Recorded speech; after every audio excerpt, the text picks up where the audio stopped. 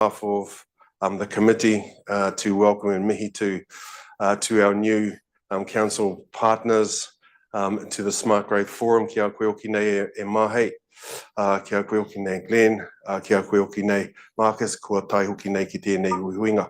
I also take the opportunity, since it is our first meeting since the passing of Kingi Tuheitia, to mihi to him, and then to welcome in the new Te Ariki Nui, our Queen, Te Ariki Nui, Te Queenie, Nawai Honoi Te Pō.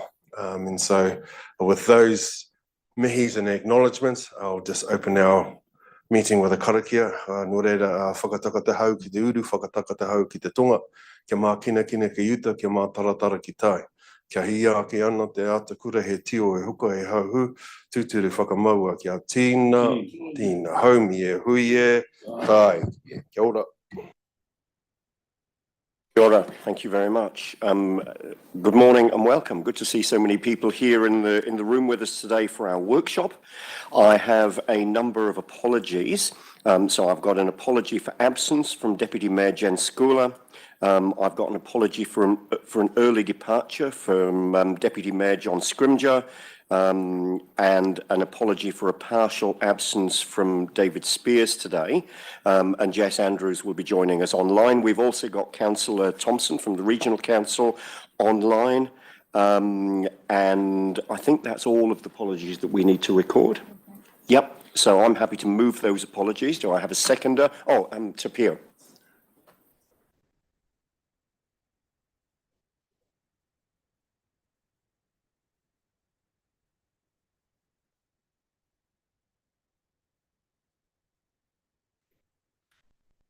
Kia ora. So Ricky joining us online. Thank you very much indeed. Okay, so I'm happy to move those apologies. Do I have a seconder? Matire. All those in favour say aye. Against, that's carried. And also noting, this is the first time that we've got our new mayor and new councillors at the SmartGrowth table. So Mahe, welcome. Great to have you with us. And Martin and Glenn as well. Good to have you here at the table with us and been part of our forum for the first time today. That's excellent. Thank you.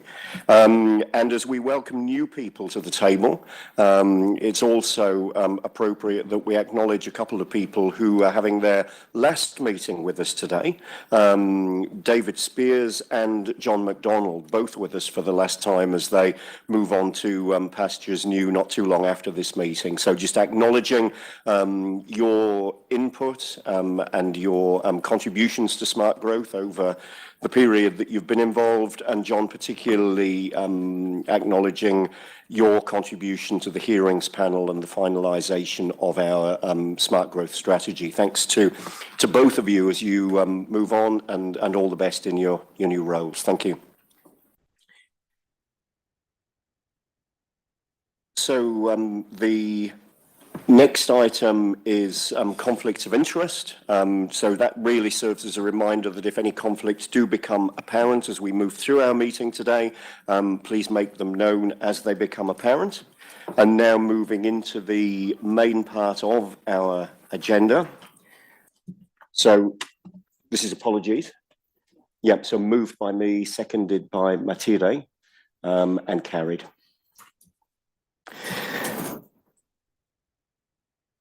So then moving into the main part of our agenda today. So today is a workshop rather than a formal meeting. And the purpose of our workshop is really to prepare for a formal meeting that's coming up on the 15th of October, where it's our intention that we approve the SmartGrowth implementation and funding plan. That builds on the work that we've been doing over the last year and a bit to renew and work through a consultation process and ultimately approve the new SmartGrowth strategy. There were a number of items as we moved through that strategy development and approval that were referred to this implementation and funding plan process, many of which we'll be discussing today. So the first role of our meeting today is to familiarise members with the infrastructure and funding plan approach and content, and some around the table will be much more familiar with this than others. There'll be plenty of opportunity for questions and answers and discussion as we move through the meeting today. And the intention is that if there are any questions, if there are any issues that people want to raise in this workshop setting, we can do that in a reasonably informal way. And we've got Craig and Nicola who've been very close to this, and again, acknowledging the huge amount of work that's been done by Craig, Nicola, and staff from partner organisations. We will endeavour to get any questions answered in the meeting today. If there's anything that needs to be taken outside of the meeting, obviously we'll be able to come back to you with answers. And depending how we go, there may be work to be done as a result of issues that are raised today that'll then feed into that formal meeting on the 15th of October. So that gives us the opportunity to identify any concerns that there might be, to answer any questions ahead of the decision meeting on the 15th of October. And I'm hoping that we can go away today reasonably confident that what we'll bring back to the 15th of October meeting will be capable of being approved at that time. So this is a workshop. It's not a decision-making meeting. And the idea is that we can have some reasonably free-flowing discussion, tease out any issues, if indeed there are any, and start working to resolve anything that's raised. So our workshop today is set up with an outline of the plan development approach, first of all. We're then going to, if we can just move to this slide, actually, the one that's headed IFP workshop content. That's it. Yep. So this is the plan of what we're going to do today. Outline the plan development program, explain the scope and the general approach, and then we'll have a bit of a deep dive into the key actions, an overview of those. We can talk about some of the engagement that's been happening with sector groups, some of the conversations and discussions that have been going on with the sector groups in recent times, the impact of government policy changes. So we've got that operating environment statement that we'll focus on, and then towards the end of the meeting we'll identify and define next steps so that we know what we're taking away from this meeting, which will then inform the approach to the meeting on the 15th of October. So unless there are any questions on what I've raised so far, James. Very quick question. Can I clarify? Is this a public meeting? Is it being live streamed? What's your? This is a public workshop. Yeah. Right. Thank you. Yeah. So this is open, public, and as I understand it, been live streamed. Yes, public meeting and recorded. Yeah. All right. So moving on to our next item, Craig, I'll turn to you to talk to us about the program.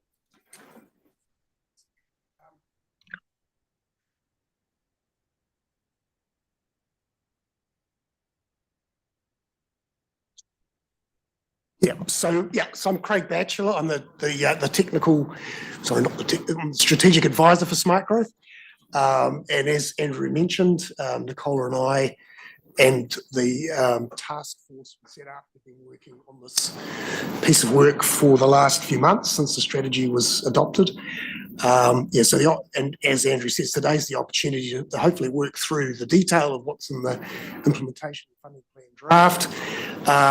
And I think from our point of view, understanding, is there other work that we need to do before the meeting in October, and the extent of that, and whether it is, is it feasible for us to get this document up to that meeting and be confident we can get approval. So we've got a fairly decent chunk of time today if we need it. The program that Andrew's outlined is about 2.5 hours. We can add it all up. But there is a bit of scope there if we need a little more time, so just be aware of that. So moving on to the next slide, program. Get that to move, somebody.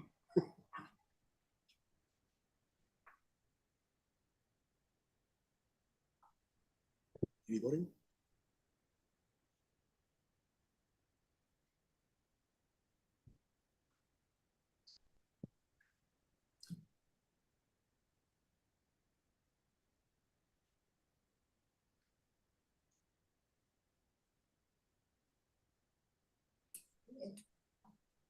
I'll just, sorry?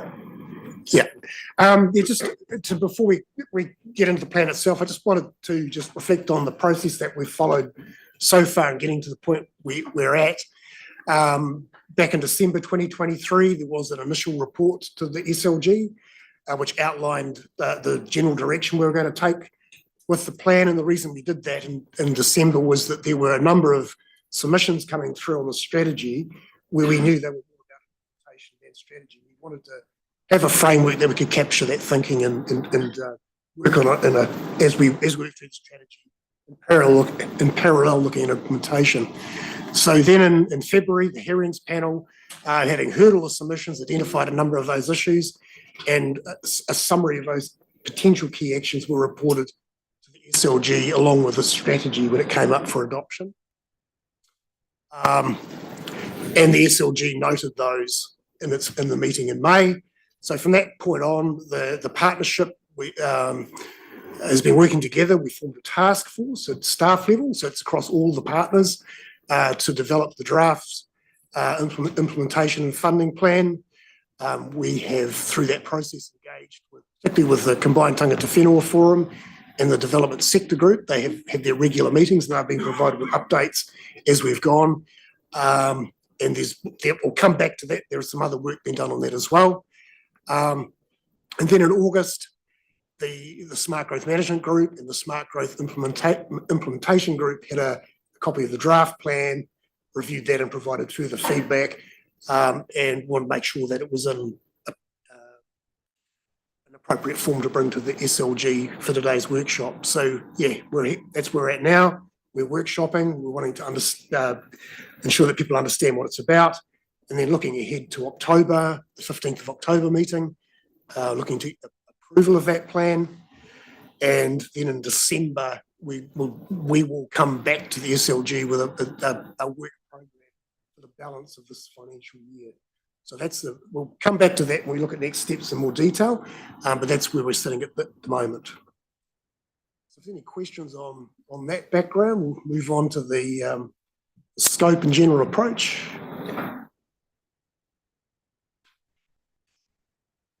So, and this is information that has been reported before, but just to reflect on the approach, why we've taken the approach we have. The National Policy Statement on Urban Development. Every Tier 1 and 2 local authority must prepare an implementation plan for its FDS. So it's a mandatory requirement, and it must be prepared as a single document by all of those authorities that prepare the FDS. And it has to be updated annually. There is no actual formal guidance in the NPS UD on how you prepare an implementation plan. The Spatial Planning Act that was repealed at the end of last year, that did have some guidance in it, looking ahead to this approach. So our plan has used that Spatial Planning Act as a guide, even though it's not statutory requirement any longer, but that's we've used that as a bit of an anchoring point for how we've done things. There has been several changes ahead in the NPS UD, so there may well be things we have to revisit into 2025. So it's important, therefore, that this plan is flexible and responsive to any changes that come through. And I'll talk about that sort of living document aspect and how we manage that a little later.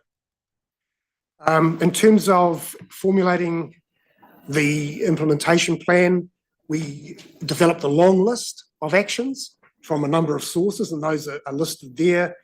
There's the UFD work, a stock take done in 2021. There's current work program actions. There's the future development strategy, critical infrastructure, the transport system plan, and also working group member contributions. So out of that casting a wide net, we identified around 260 key actions. And we obviously knew that was not going to form the basis of an implementation plan. It would be unworkable. So we then moved to a shortlisting process and firstly developed some criteria. And these criteria have been around for some time. They were actually used to formulate the current work program for Smart Growth. So the focus of Smart Growth actions are on the transformational shifts and the strategy directives and objectives, meeting our legal requirements. And on the last two, really important, that we've focused on the actions that really do require a cross-organisational effort and the things that the partnership provides benefits through its influence and through its unified approach.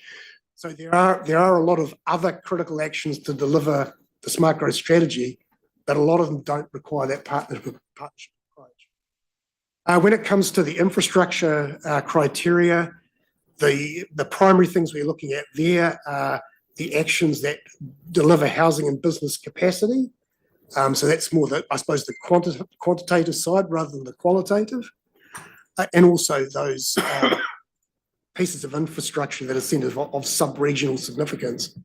So these criteria were applied across the 260 long list, and we've got to a current shortlist of around 35 key actions that are in the draft plan. So that was quite a long process of working through those. There is a lot more information sitting behind this plan. There's a large spreadsheet with all of this information sitting there.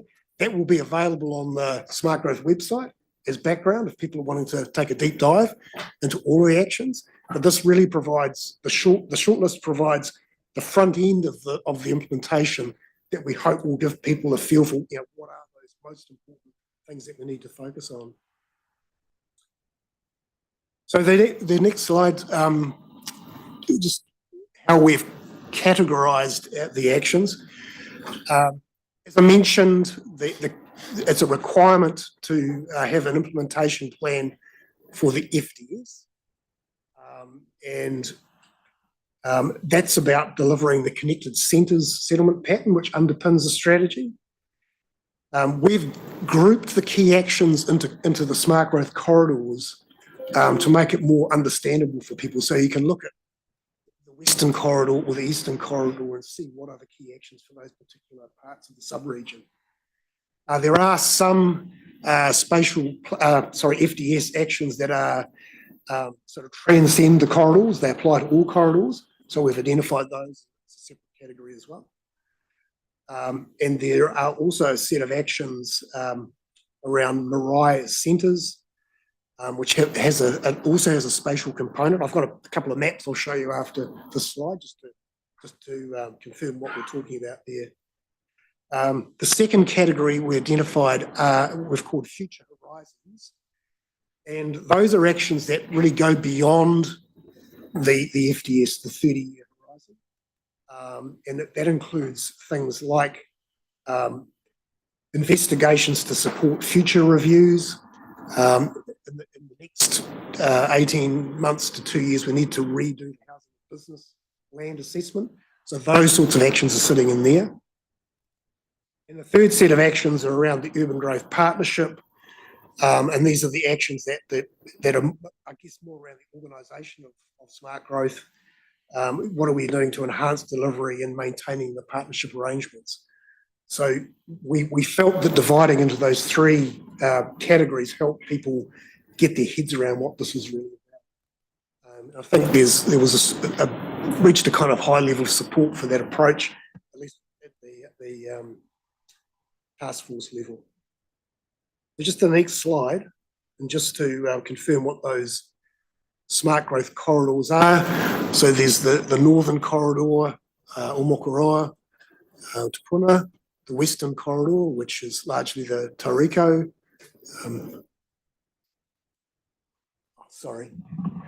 The western corridor, which is the Tauriko Pies Pa, the eastern corridor, which is Papamoa, Wairake and Te Tumu, Te Puke and Te Kāinga, and the central corridor, which is Te Papa Peninsula and Mount Maunganui. So that's the consistent language we've used on corridors. That's what that encompasses.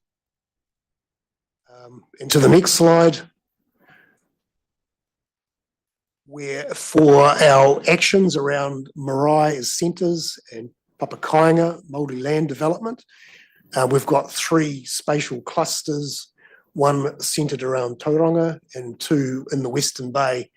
And these, and Te Pio will come to this when he talks about the key actions in this area, but slightly different spatial approach to the corridors, just around providing an effective way of dealing with quite a large number of marae, and to organise that in a manageable form.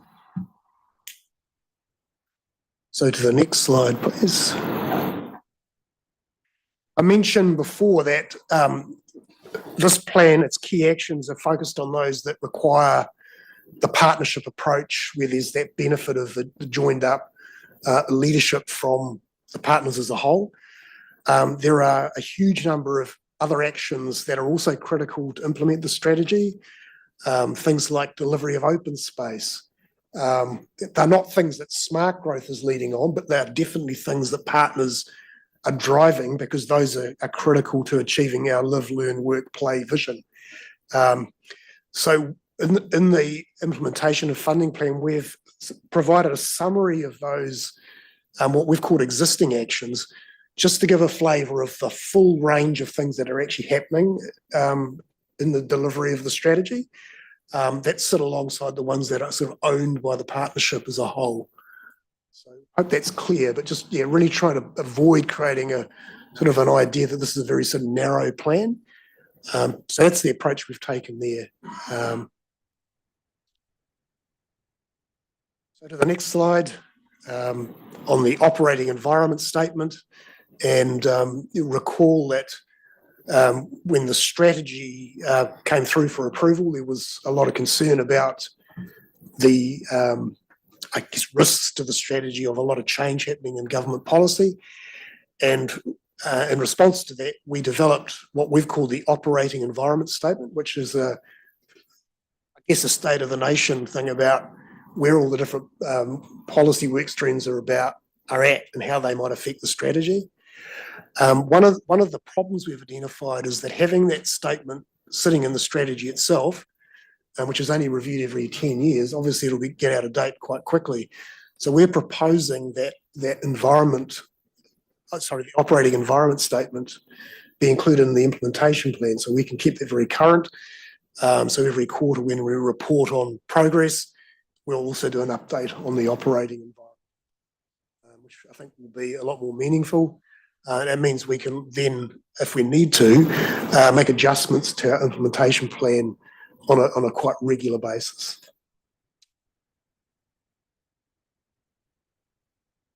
And the final slide on this general approach, just to put the implementation of funding plan into context and the different planning horizons we're working to. The strategy contains the spatial plan and the FDS. The spatial plan has a 50-year horizon, and that's only intention. The intention is a review every 10 years, and that goes through a formal LGA submission process. And those issues dealt with in the spatial plan are things that don't change very often. It's the anchoring around our connected centres approach.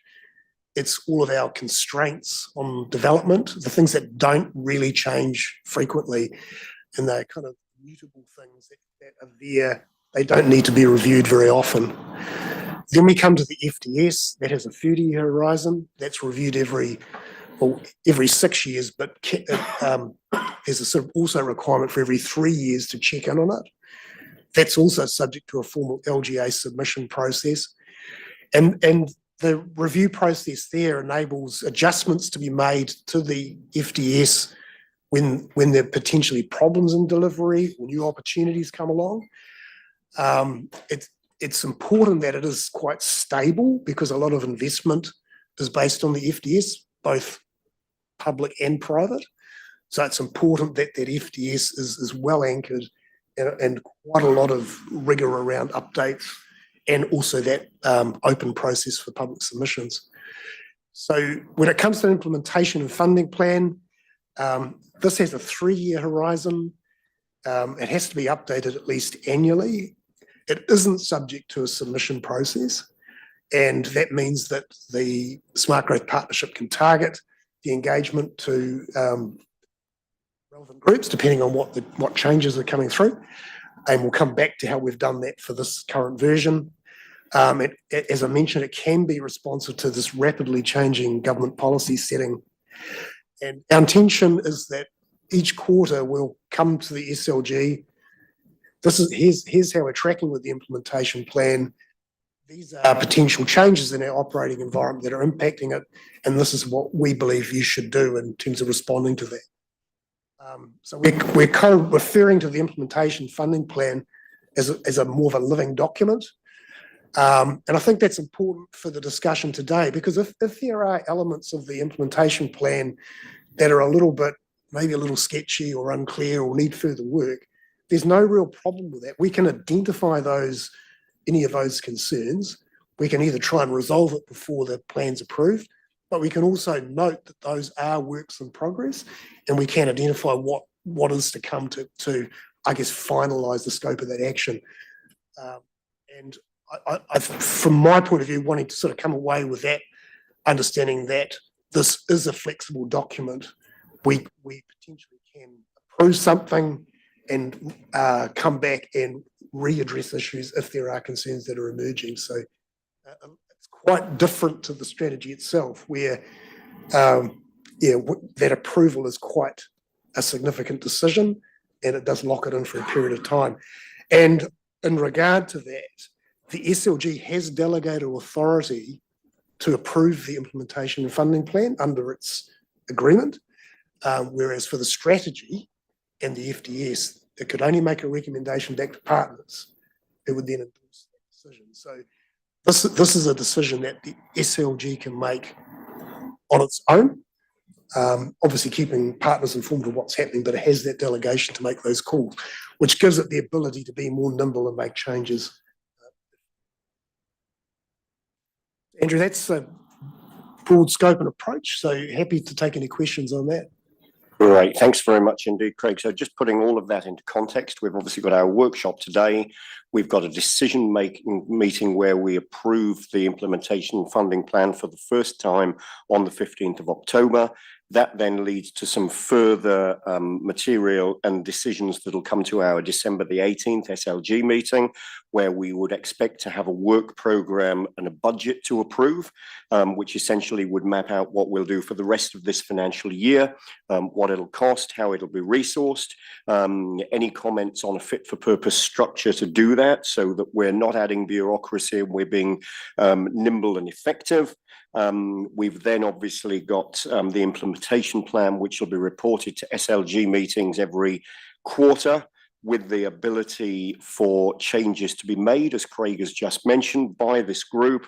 We're really moving from a situation where the focus over the last period has been on plan development and more recently on infrastructure plan, implementation plan developments. We're now moving from that planning phase into a doing phase. We're moving from planning to implementation. So later in our agenda today, we're obviously going to have the ability to do a deep dive into the key actions. We're going to talk about the engagement with sector groups and the input from those groups and individuals. And we're also going to be able to look at that operating environment statement and the policy environment, and in some areas, an uncertain and fast-moving policy environment that we're working in. But what we've essentially had so far is an introduction to all of that and an overview of where we've been to get to the point that we're coming to in the meeting today.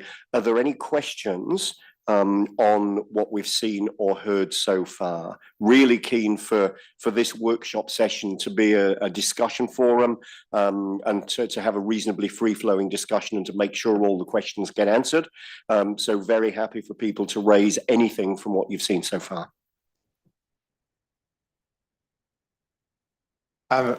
Just a sort of clarification really is about the comment you made about the implementation plan not being subject to public submissions, but of course I'm guessing that means that where it impacts on any of the partners who are required to go out for public consultation, we make sure that we do that bit before it gets into this document. That'd be annually. Yeah, I think that's a good point. I mean, some of the actions that we're proposing have their own consultation process as well. I mean, a case in point there is the proposed action around commercial centres network, where that will involve its own dialogue with stakeholders and interest groups. So, I suppose each action has its own sub-actions and detail to come. I suppose the key point is, though, that this is not subject to the special consultative process. And I think the SLG can consider the issues of the day and think, well, we're making this change. Let's think about who's impacted by that, and then target that engagement that it says fit. So it's not sort of caught up with a long-winded submission process. It can be quite directed in how it does that. But yeah, I think we have to look at specific actions to sort of think about how that might play out. Thank you. Jane. Oh, thank you. Firstly, congratulations to all the staff and the SmartGrowth team for putting all this effort in and coming up with something that's really worth considering. A question for me is, we've got 35 key actions you've identified, and they will be reported on quarterly. So sitting in behind, as you mentioned, are all these existing actions that are still essential for the delivery of SmartGrowth, of our vision, but they are not joint actions, perhaps, but are still very important. So how will we as an SLG have visibility of the progress being made by the partners in those areas of existing actions? And I'll give you an example.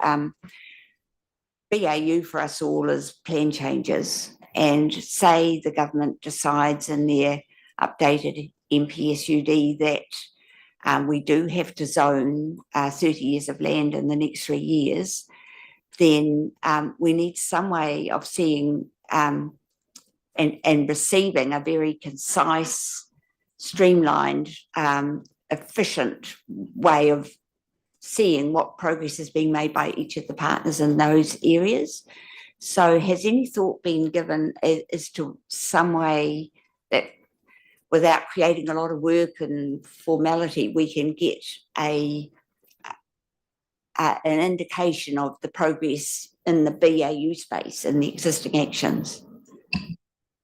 That's a really good question, a good point. And when we did discuss that as a group, the thinking at the moment is that for those sort of existing actions, the non-partnership ones, that they'd at least come through in an annual report from partners on progress on those. And of course, there could be things by exception as well. We do a quarterly report anyway that picks up on things that are emerging or that need to be dealt with. The other avenue for that is the priority development area reporting. So that does deal with some of certainly the development area issues. So there's a couple of avenues there. But yeah, I suppose the main answer would be, at least annually, we would bring together a report on progress on those other critical actions, the ones that are listed in the context part of the plan. Yeah. Wondering if there's an opportunity for a bullet point report that could be collated somehow. Each council says this is half a page of how we're progressing our existing actions, which are contributing to the SmartGrowth strategy. I don't want to create work. Certainly don't want to create extra reading, but that was one of the downfalls of the previous iteration of SmartGrowth, where we had so many actions and some of the actions were never delivered. And so it's quite good to have some visibility somehow of the progress that's being made by each of the councils. It's a good point, and we can definitely accommodate that. Yeah. So, Jane, were you thinking that a brief partner update, maybe more often than annually, would address that, or do you think annually would suffice? I would like to see something quarterly, just because we don't, we work together as different councils, but we don't necessarily see inside the work program. And so there might be something that the regional council's doing that other partners may be interested in knowing about. And, I'll be guided by our chief executives as to how feasible a a bullet point list would be, like 10 items from each council saying this is what we're doing in existing actions that will support smart growth. That was my idea, but obviously the chief executives and the management team can think about that. I just want to stress we don't want to create more work and bureaucracy. So maybe a one-page partner update as an appendix to each SLG agenda. We can take that back to the SGIG group, and that's something that we can then come back on for the 15th of October meeting after we've done that. Thank you. Sorry, just another answer to the question. Just to be aware that TCC are also undertaking a stock take of the PDAs, at least within the TCC area at this point. So that will also be of value, in reporting in to the next meeting. I'm not sure the timing. It may work for December. I'd have to check in with Christine or Marty on that, but yeah, that's some work ongoing as well. It will give some more visibility around those issues. Great, thank you. Whitiora. Yeah, I think that's a good idea for tangata whenua to be able to give an update all the time, like quarterly or whatever, because it'll keep us on the ball too. So, kia ora. Kia ora, thank you.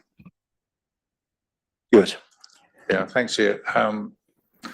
Craig, at the higher level, before we get into the weeds, there's obviously a huge responsibility and accountability and skin in the game by the private sector as well. And so, we've got the development sector group who wish to participate possibly here, but that's another conversation.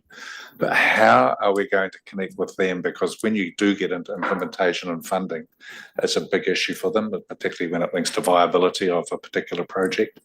And so what mechanisms do you think we can develop to ensure that group is very well engaged in this particular part of smart growth? The mechanism at the moment, we have the development sector group who meet quarterly, who receive reports on largely the same issues coming to SLG, so they're aware of they're very aware of what's in the implementation plan. So that's, in terms of mechanisms, that's a primary one. There is also the ability to engage one-on-one with developers, and I've had in the last, since the strategy was approved, I've had several contacts from people with areas they see as potential inclusions in the future development strategy, and wanting to discuss how that process might work. So there's that sort of one-on-one approach. Certainly the urban task force are sort of actively interested in smart growth activities. I presented a sort of strategy summary to one of their lunch sessions a month or so ago. So I think the development sector are quite proactive in making contact. But yeah, in terms of mechanisms, the question is, are we proactive and they're not just reacting to something that we've proposed? Particularly when we get into the space, which is very much, their space as well. Yeah, I think definitely their interest is much higher in the implementation plan than the strategy. And I think we'll see higher level. I think with the development sector group, it was sort of, for a couple of years involved with the strategy, it was a fairly low level of engagement, I guess, in that. Because I suppose from a developer's perspective, the strategy that was just approved isn't a heck of a lot different to what was before. So I think their interest is certainly a lot higher. I definitely see that now. And, this, you'll see that there's some information on the agenda, the feedback they gave to the workshop that I ran. So they're, looking to, you said it's obviously an issue for another day, but wanting to increase their engagement at all levels of smart growth. That's sort of the message at this point. Whitiora, yeah. I also think the Developers Forum could also come through the priority one because that's where they're at as well, you know, so they sort of push through that group as well, priority one. All right, so we've got the letter from the development sector group, which we'll consider later in this agenda when we get to the part on the engagement with the sector groups.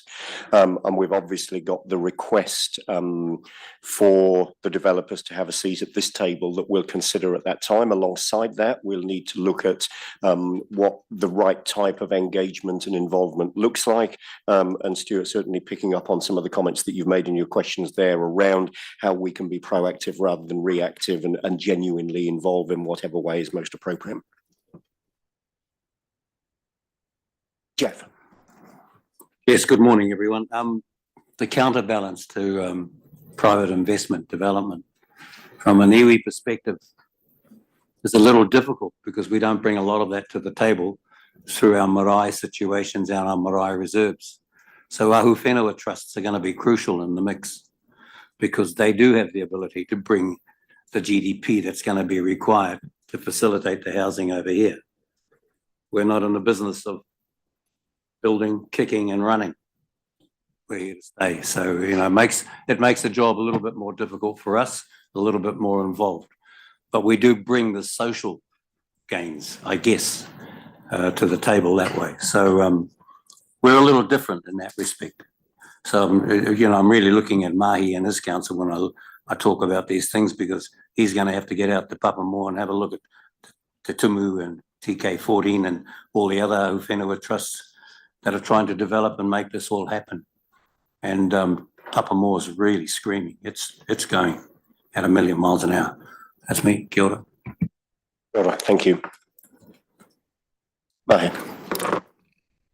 Yeah, I'm just trying to get to grips, I guess, around the implementation and funding kind of, I guess, role that SmartGrowth actually has, because the way I see it is you know, is very much the plan, and it's kind of up to the partners to deliver on a lot of that plan and I guess that implementation. So I'm just would love a summary as to how you sort of see that implementation and funding as a group rather than the individual councils actually delivering, you know, on some of that plan. And that's the reason why the key actions that we focused on are those that are more than just delivery by an individual partner, where there's a genuine need to be working across the sub-region, across boundaries collaboratively.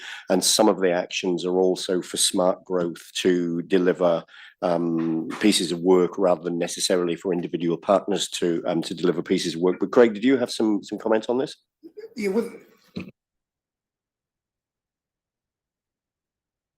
Yeah, if we look at both each of the growth corridors, we've identified, you know, for each of those corridors, all of the actions needed to deliver. We've for each of those corridors, we've then listed out what are those critical actions that the partners are delivering, kind of on their own bat, if you like, and then we've identified those where it needs that partnership approach. So there's the partners individually can get on with that without having to be kind of, I guess, obviously as Councillor Lanise mentioned, you know, wanting to be kept informed, but not sort of, I guess, managed by the SmartGrowth partnership. For those ones, they can get on and make it happen. So we've tried to single out the ones that we believe require a kind of joined up partnership effort. It creates the influence, it creates the unity that gives people confidence. Yeah, I guess making that, it might be that as we go through the key actions, that's a bit clearer, but yeah, we've tried to make that distinction between, yeah, those that individual partners can get on with and those that require, you know, that, yeah, unified approach across the partnership. Made the distinction. Yeah. Yeah, no, that's really helpful. Yeah, I guess that's where I'm just a bit confused looking at some of those sort of key things I'm kind of yeah, and still trying to get to grips as to which is smart growth, which is the partners that, where that sort of line draws. So yeah, we'll keep working on it. Yeah, and that's a really good point. I mean, that's certainly a lot of the work we did is in the shortlisting was think, well, what really does require that joined up effort? And we don't want to flood the smart growth work program with a whole lot of things that people are just getting on with, and it just creates a whole effort around reporting and just bureaucracy for no benefit. So we're really mindful of not wanting to create a whole lot of extra processes unless there was a real need. What our task group felt was a real real need for that joined up approach. So it's we've kind of, I suppose, we've erred on the side of having as little as possible in smart growth list and leaving as much we can to partners to just get on with it. So, yeah. Thank you. Glenn. Just a quick question through the chair.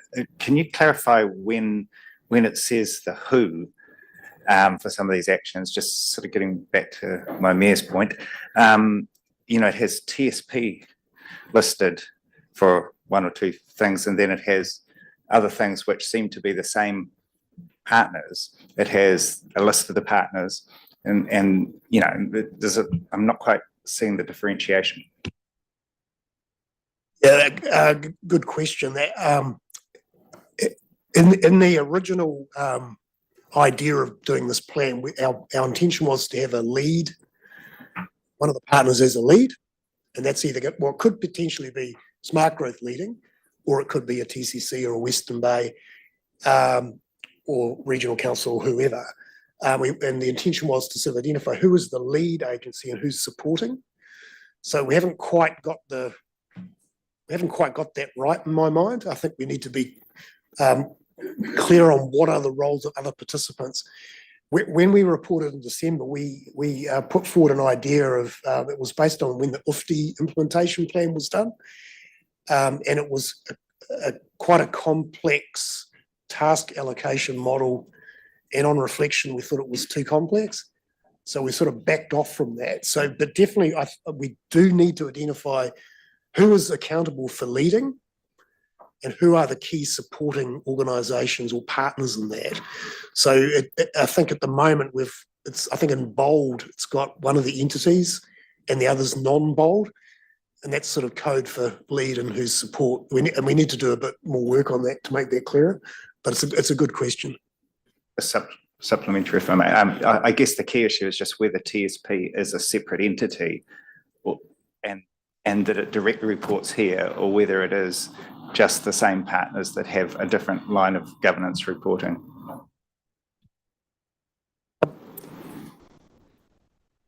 We're looking at that as a sort of subsidiary to Smart Growth that gets on and does the job, and it has its own management and governance arrangement at the moment. It's sort of a parallel, but there's a clear reporting requirement from TSP back to Smart Growth as well. So each quarter there's a report from TSP on how those actions have been undertaken. So it's separate but associated closely with Smart Growth delivery.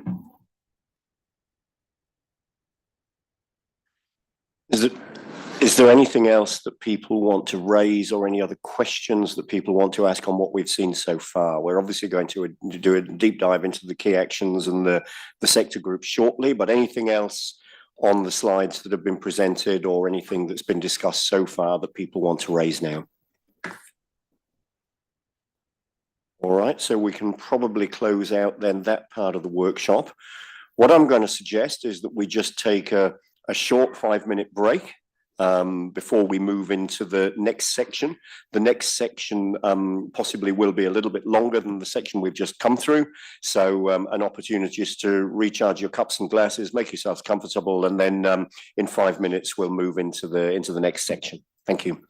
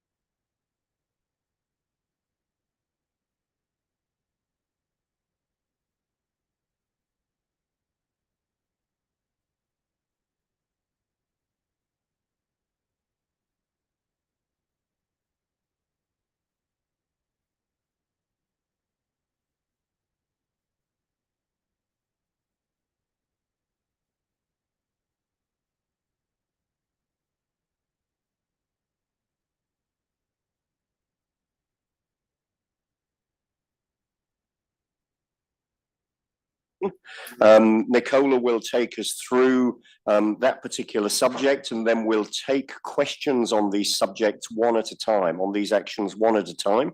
So Nicola, I'll hand over to you, and again, acknowledging the huge amount of work that's gone into this, not only by yourself and Craig, but from partner staff as well. And it's great that we've got partner staff in the room, and certainly where there are people that have got deep knowledge on these actions, we'd invite partner staff to chip in and contribute as well. Nicola, handing over to you. If you can take us through this next section, we will frequently be stopping for questions, so there'll be plenty of opportunity for questions and answers and discussion on each of these topics as we move through them. Thanks, Andrew. Just next slide. We just thought we'd step through each of these, given how important these actions are. So these ones are our sub-regional FDS ones, and they're the ones that Craig was talking about before that cut across all the corridors. So in our minds, these are probably the most significant actions we've got in the plan. So we thought we'd just take them one at a time and see how we go, and just to make sure there's a level of comfort. So the first one is on closing the funding and financing gap. I think we've made it quite clear there that that's probably the most significant issue for the sub-region and for the strategy. So that particular action's around developing a sub-regional position on funding and financing. And, you know, we're aware that there may be some new tools coming. So we'd like to be clear about which ones the sub-region would be likely to support, and in particular, which ones are going to have the most impact for us. And that just puts us in a good position to be able to respond when some of these new tools become available. So yeah, happy to take any questions on that one. Nigel. Will we have an idea of what the gap is? Like, it seems it's great to have a plan. We've got 12,000 houses, I think, planned for the next 10 years, which seems way too low to me. Do we have the money to fund the infrastructure for those 12,000 houses? Or if not, what's the quantum of it? How big is the gap? It seems like it's probably a few billion. Do we have an idea? Yeah, we're still working on how we sort of identify that gap, because it's across all infrastructure. We've got a reasonable idea of what the gap is in transport, and I know Sean's here and can speak to that. So we do have a little bit more work to do in terms of, well, what's the gap around Three Waters and any other infrastructure, but there's definitely a gap. So the size of that gap and putting a number on it, that'll be identified as part of the work done on this. So that'll be work to do as part of this key action. Yeah. We'll be defining the gap and then looking at how we fill the gap. Yeah, that's correct. Thank you. Stuart. Thanks, Nicole. I didn't know quite where to place this, but this is a good start, I think. One of the key issues in infrastructure is managing a peak. You can spend tens of millions of dollars for managing something for 15 minutes or an hour, be it transport, Three Waters, doesn't really matter. And I think there could be a piece of work done in the sub-regional space about what are the opportunities to manage peak loadings. Now, it could be pricing, it could be something else. To give an example, you know, at Haerini, those phased traffic lights on the roundabouts were the first in New Zealand. That didn't cost much, but it managed a peak for many years and still is, actually, as an example. It came out of Scotland.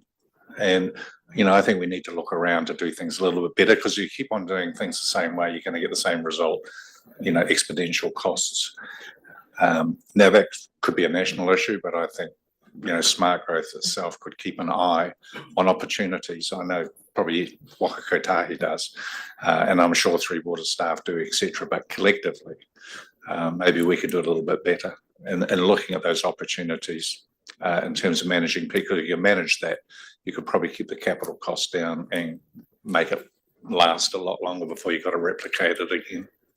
Yes, yeah, and we could definitely build that into that particular action, something around the managing the peak. It also leads into, we've got another action on variable road pricing. So there's crossover there. Great, thank you. So that'll be picked up as one of these work streams. Yep, perfect. Thank you. James. Yeah, Mr. Chairman, I just want to ask a bit of clarification. In the agenda, in the amount, the indicative cost and funding, we've got the red, amber, green, for funded or not funded, but a lot of them are just greyed out. Is that we don't know, or what's the what does grey signify? So the grey, there are unknowns at the moment. So a lot of them are smart growth actions while we're working through what they will cost and what the budget is for those. There are some others that I think we should be able to figure out whether they will be funded or not before we finalise this plan. Because if we don't know if they're funded, almost by definition, they're not funded, right? Yeah. Yeah, there's been quite a bit of discussion on this in the past few days, and yeah, I mean, clearly there's more work to be done. But Nicola, is it the intention that by the time these reports come to the 15th of October meeting, everything would be coded in one of those traffic light codes, so that we know where the challenges are and where the delivery can go ahead, and with further work to be done to get there? Is that the intention? Yes, it is. Yeah, great. Okay, so it's a good point to have raised, and yeah, certainly indicates some further work to be done. Thank you. Don, yeah. One of the challenges that one faces in this area is, quite apart from getting the money, then getting so excited when money's available that you forget about the ongoing cost of it. As part of this plan, the cost of depreciation or in particular, I guess, but also any OPEX stuff which causes downstream issues. And secondly, and it sort of comes in, I guess, how nimble we are, but there will be, from time to time, especially sort of government incentives to change behaviour, which causes disruption to our carefully planned, 30-year and 50-year horizon. How I think we need to make sure in our plan that we have some checkpoints to make sure that those don't disrupt what we're trying to do, which of course is the objective of the incentives.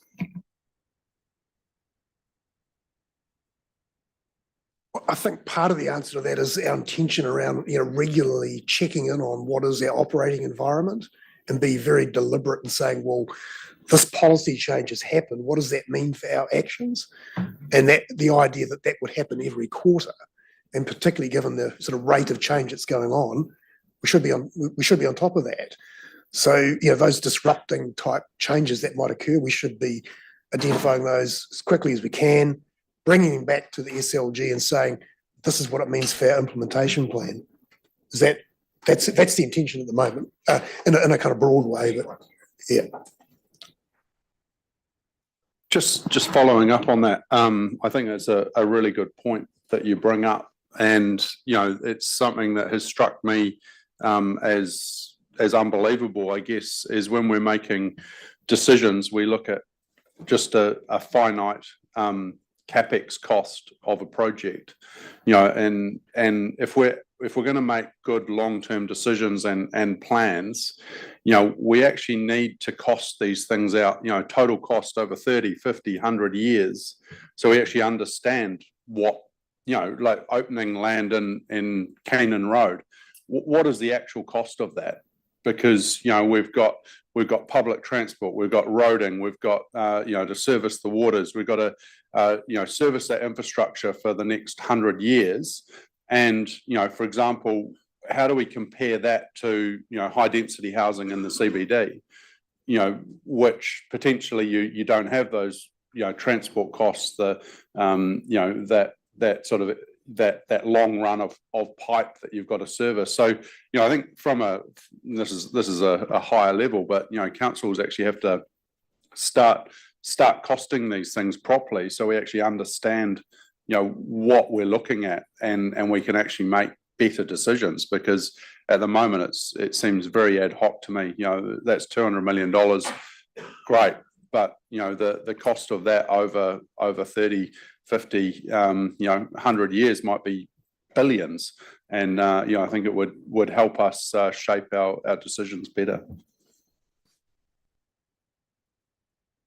A comment I'm making is that my understanding is that the UFTI strategy that was done did that.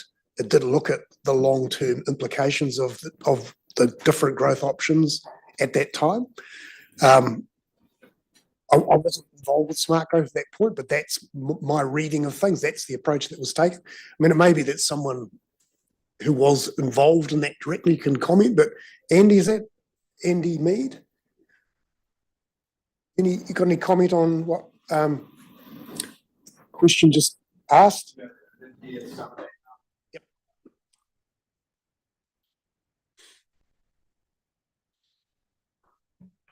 So the question relates to not just the upfront cost, but the ongoing cost. Yeah, I guess as a starting point, when considering, I guess, the ongoing costs, you've also got to consider the ongoing revenues, so the additional rating revenues and things like that. After it did look very long term, but it was focused more on the capital cost of delivering growth. When we bring forward, I guess, the plans around like Kenya Road or other growth areas, we can look generally at what ongoing, I guess, operating costs would be, renewals, depreciation, all that sort of thing. It's probably something we haven't massively focused on because, I guess, there isn't really a choice to put 100% of growth into intensification, for instance. We've looked to probably maximise the amount of intensification we can do, and then said, well, we still need to develop these other urban growth areas, and identified where we think the best locations for those are.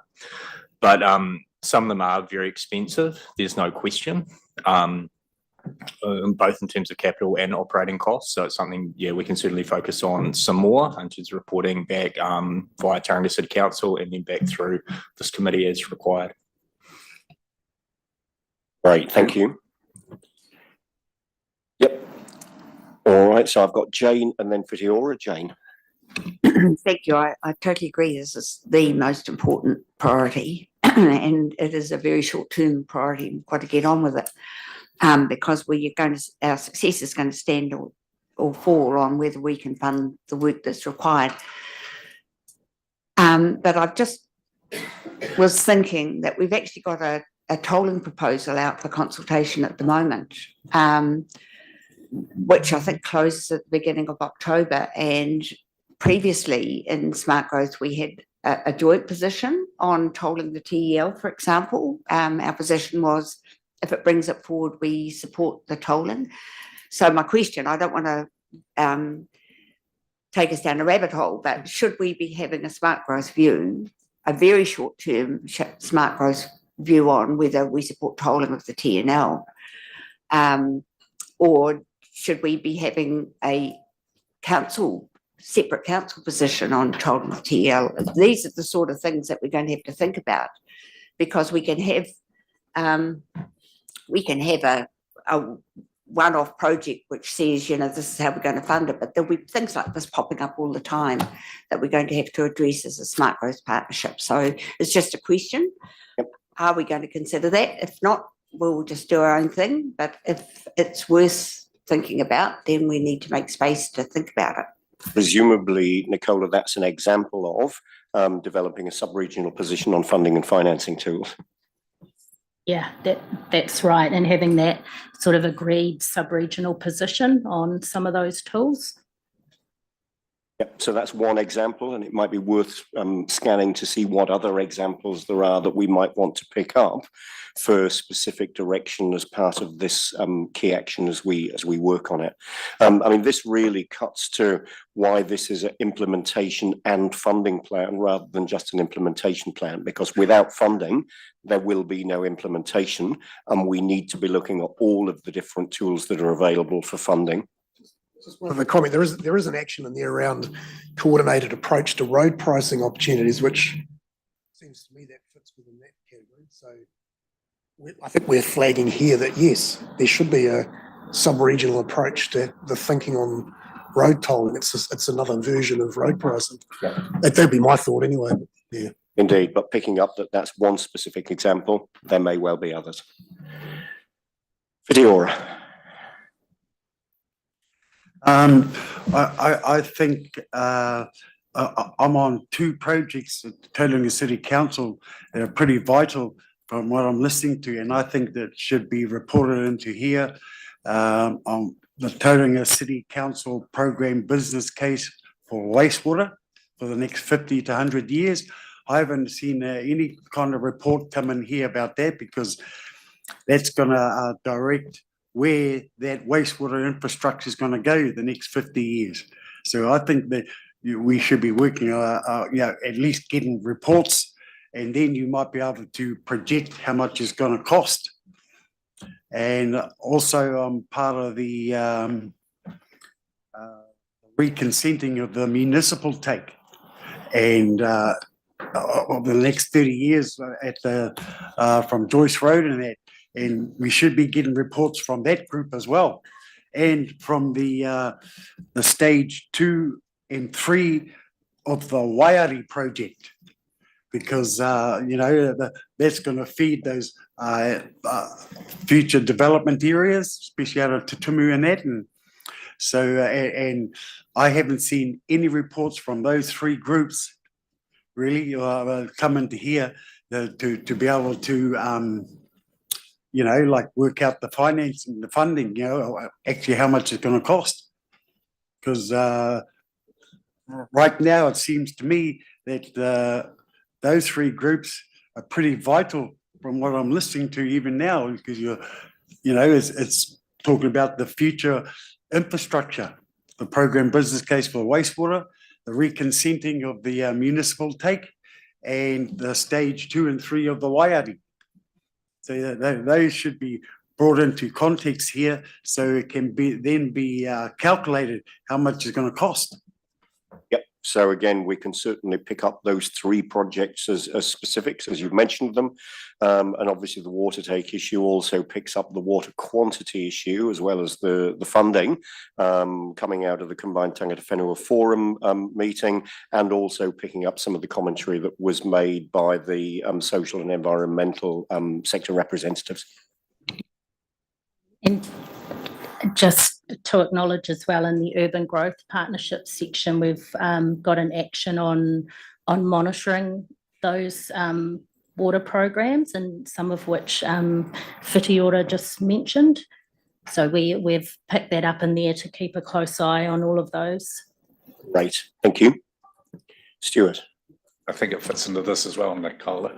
One of the biggest challenges you have in delivering lead infrastructure to growth areas is funding the unused part of the pipe.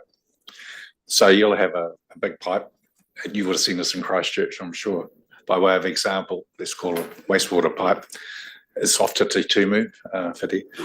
But you're only going to use 10% maybe initially, but you've got to fund the other 90, and it's generally done through debt, which creates debt limits.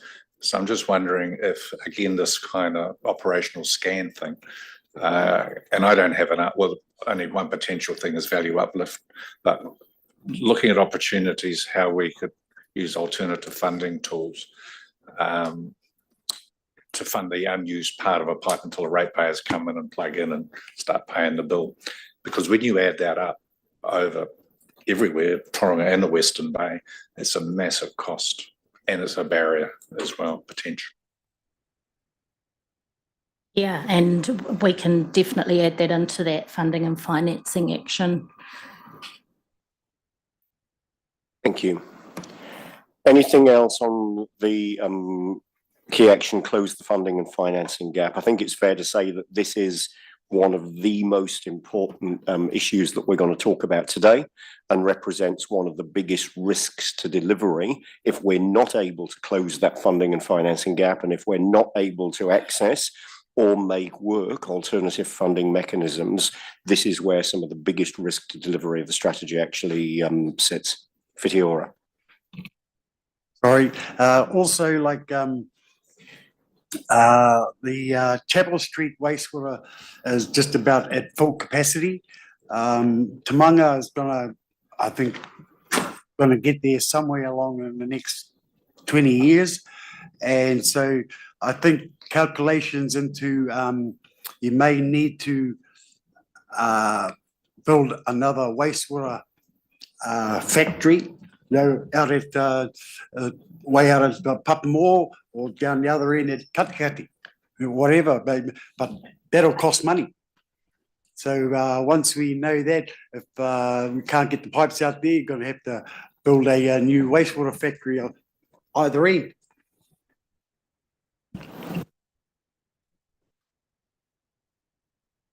Yeah, and all of those things will be looked at and included. So these are all particular examples of projects that we're going to be monitoring in any case. Yes. Yeah, great. Okay. Anything else on the funding and financing gap? All right. So Nicola, I think that leaves us in a position to move on to the next one. Thank you. So this next one is another. I'll just go back one. Sorry. It's another action that's probably plagued smart growth for some time, and that's getting alignment between what we're trying to do with our strategy and the land use and with investment. So we've just identified the need to keep working on that to make sure that we get those long-term funding commitments, and it's certainly not easy because governments change and councils change, but we're just wanting to keep looking at ways that we can anchor those. So happy to take questions on that one as well. Thank you. Any questions or issues that people want to raise on this one? Whitiora. I hate to say it, but those three groups I was talking about again, but those pipes are going straight past Māori land. If they were to service Māori land, you get rates from them, you get income. We should be looking at that a bit more too, like classic example that I always use is the Kaitamako water main. Going from the top of Kaitamako Road all the way down to Panorama Drive, and it's bypassing, right next to Māori land that it could service, get rates out of, but nothing.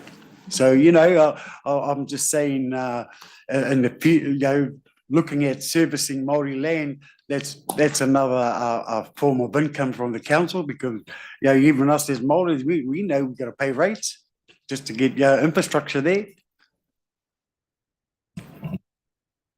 All right, thank you. And again, that's one example, and there may well be other examples of exactly that same situation.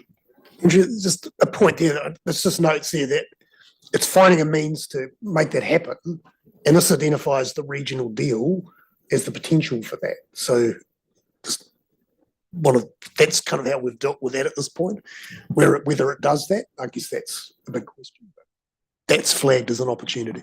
And realising that there's still some uncertainty with regional deal around what that is and what it isn't, and to what extent it might unlock or lead to funding or not, and to what extent it might lead to beneficial planning mechanisms as well, and still remains to be seen. This is one where that operating environment and government policy will have significant impact on this particular action. And there's been recent government announcements as well around infrastructure priorities. So I imagine that would feed into this action as well. the importance of that 3 monthly reporting on the policy environment and what that means for these key actions is going to be particularly important. Mahi. Yeah, I think this is the biggest key to anything on local government is that certainty, and you know, that's where the regional deal, you know, that's where I see the biggest benefit of that. And we've seen in the last 2 months, you know, how the landscape has completely changed because of central government's decisions. And you know, that is a very hard environment to be working on when we're trying to look at 30 years in the future. And you know, every new government could change the landscape. So you know, I think that's a really key part of you know, if we are going to deliver on this, is we need that certainty that when you know, when funding's going to come and that it is actually going to come and not get taken away. Otherwise we're sort of planning for something that we potentially can never deliver. And that really calls out the difference between the strategy itself, which is a 50-year strategy that will transcend governments and policies and councils and politics and so on, and this implementation of funding plan, which is a yearly update and is potentially capable of being updated quarterly as well. So absolutely. And yeah, I mean, lining up the central government work program and policy changes with what we're trying to achieve here, we're going to be talking a lot about this at our quarterly meetings in the near future, I think, and in other forums as well. Craig, any comment on that?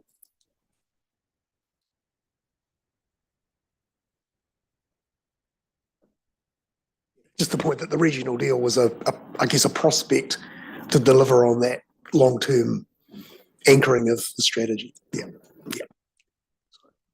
Stuart. Yeah, just very quickly, my experience on this one is that relationships and structure are really critical to get alignment. I could go on and on about public transport, for example, where there has been misalignment, which is coming together, but once we got the structure and the relationship improved, you know, it's a bit better, and you can extrapolate that out through lots of things. So you can't underscore the relationship issue. And that's actually one of the benefits of smart growth, to be fair, is that we're all in the same room together. Thank you. Anything else on this key action before we move on? Jeff. The only thing I want to add is that I don't disagree with anything that everyone said today, and particularly your relationship comments, Stu. You know, I think the honeymoon's over, isn't it, for the National now? Isn't it time to start digging into them a little bit? We've got ministers of the Crown living in Hamilton that seem to be ministers of everything. I really want to get them all together rather than try and bite them up off individually and really show them the potential that we have here and why they need to dump money into our area. Start locking them down. 2025, we've got to start making them accountable. That's a strong iwi perspective for sure. Thank you. Any other comments on this section before we move on? Noting that this is an implementation short-term sort of thing, and in fact, the activity here is very long-term. So we can talk about who's currently here, but we should also be talking about who's likely to be around in the next government, bringing it's a communication strategy with our communities so that they understand what is in smart growth. There's always that sense of what in the world is smart growth. So that's part of, I would see as part of this, so that there's no inclination to make big changes after every election, because there's a strong viewpoint coming from the community that we don't want this. So although as I say, I note that this is short term. In fact, it's a very long term goal. We've got to be talking to everyone in the opposition. We've got to be talking to key opinion leaders in the community, and people who aren't opinion leaders, frankly.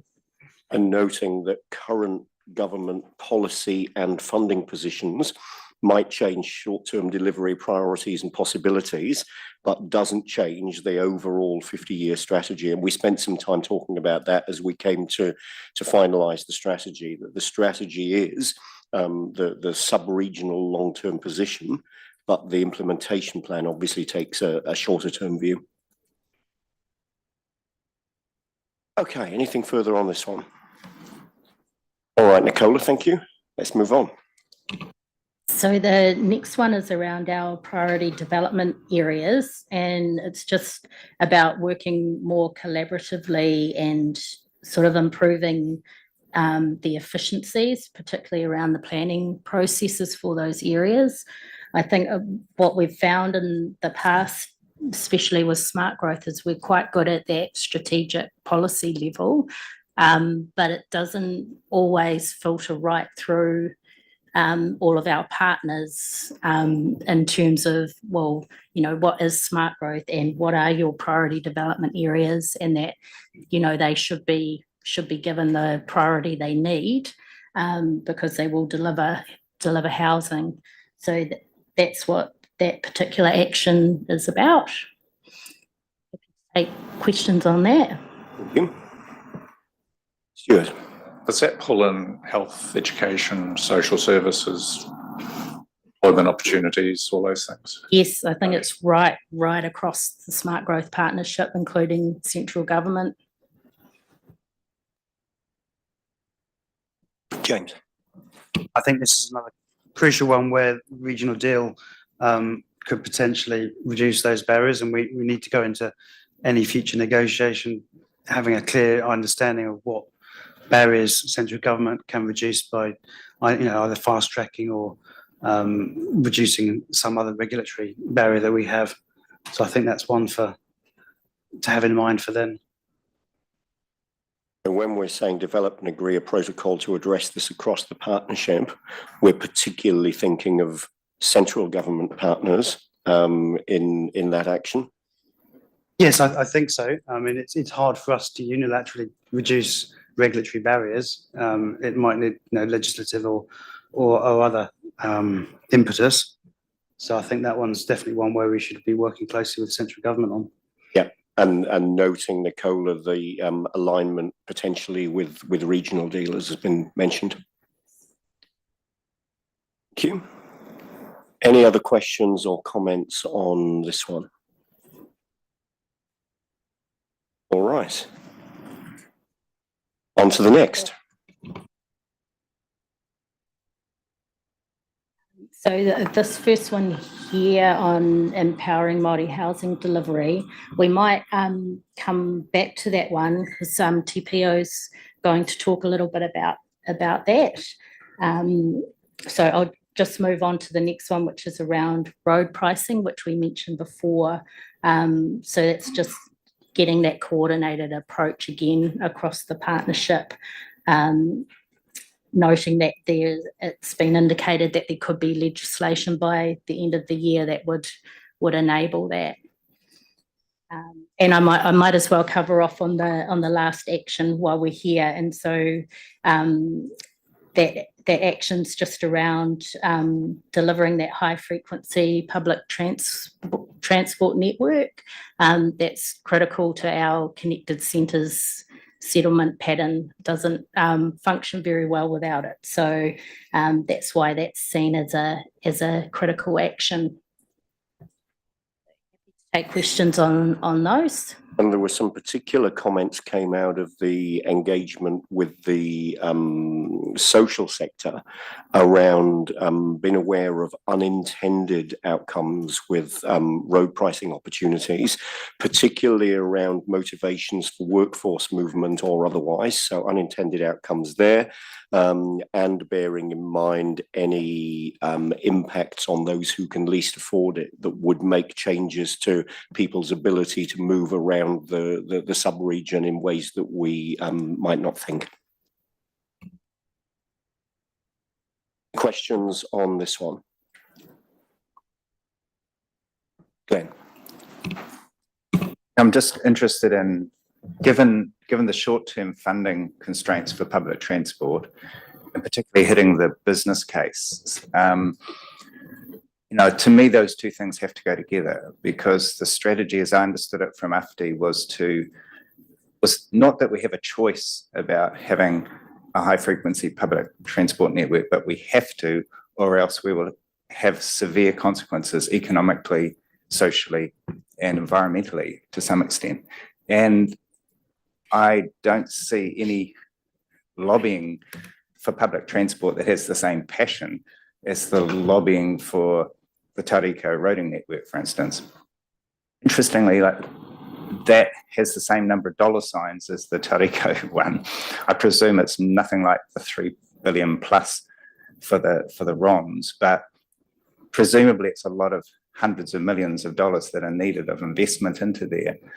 And without it, all those other things, as I understand it, taking what SmartGrowth has said for years at face value, the whole of our development of Tauranga will gridlock, basically. And I struggle to kind of to see why that has not been a higher priority.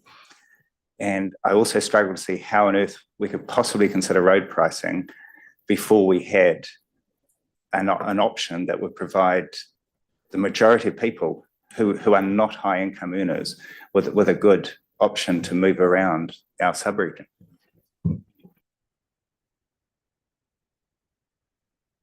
And, there may well be an order with some of these things, and we certainly recognise the importance of that public transport network, and that's why that action's sitting there. I don't know, Sean, did you have any comments you wanted to make from a transport point of view around that action? Particularly just in terms of the funding constraints that it's now under. Sure.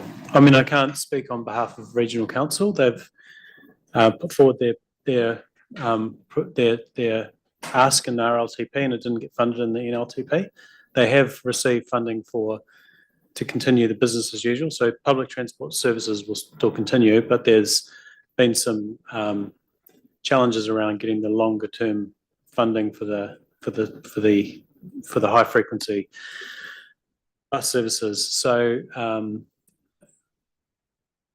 how it actually gets implemented is going to be, that's why it's red. It's a significant challenge for delivering the highly efficient transport system that we've envisioned in TSP and in UFTI, and it needs to be resolved. It will get resolved one way or the other, but at the moment it is an unknown outcome because there's less funding for public transport, and it's flowing through into the infrastructure provisioning as well, the building the infrastructure. There's implications on that. You've correctly identified a critical issue that needs to be resolved. I don't necessarily have the solution to it because it requires funding. There's going to be inevitably we will need to adapt. So we're not going to drop off a cliff. What will happen is that within the constraints of what we've got available to us, we'll make decisions that are fit for purpose, and then and these things happen over a long period of time. So policies shift, and it may be that the additional services come online at a later date, and there may be interim solutions that bridge the gap between here and there because growth happens over time. There's risks that we need to be aware of with those, how things actually roll out and get implemented. Thank you. Jane. I was just about to comment that for this one and the next one, where we have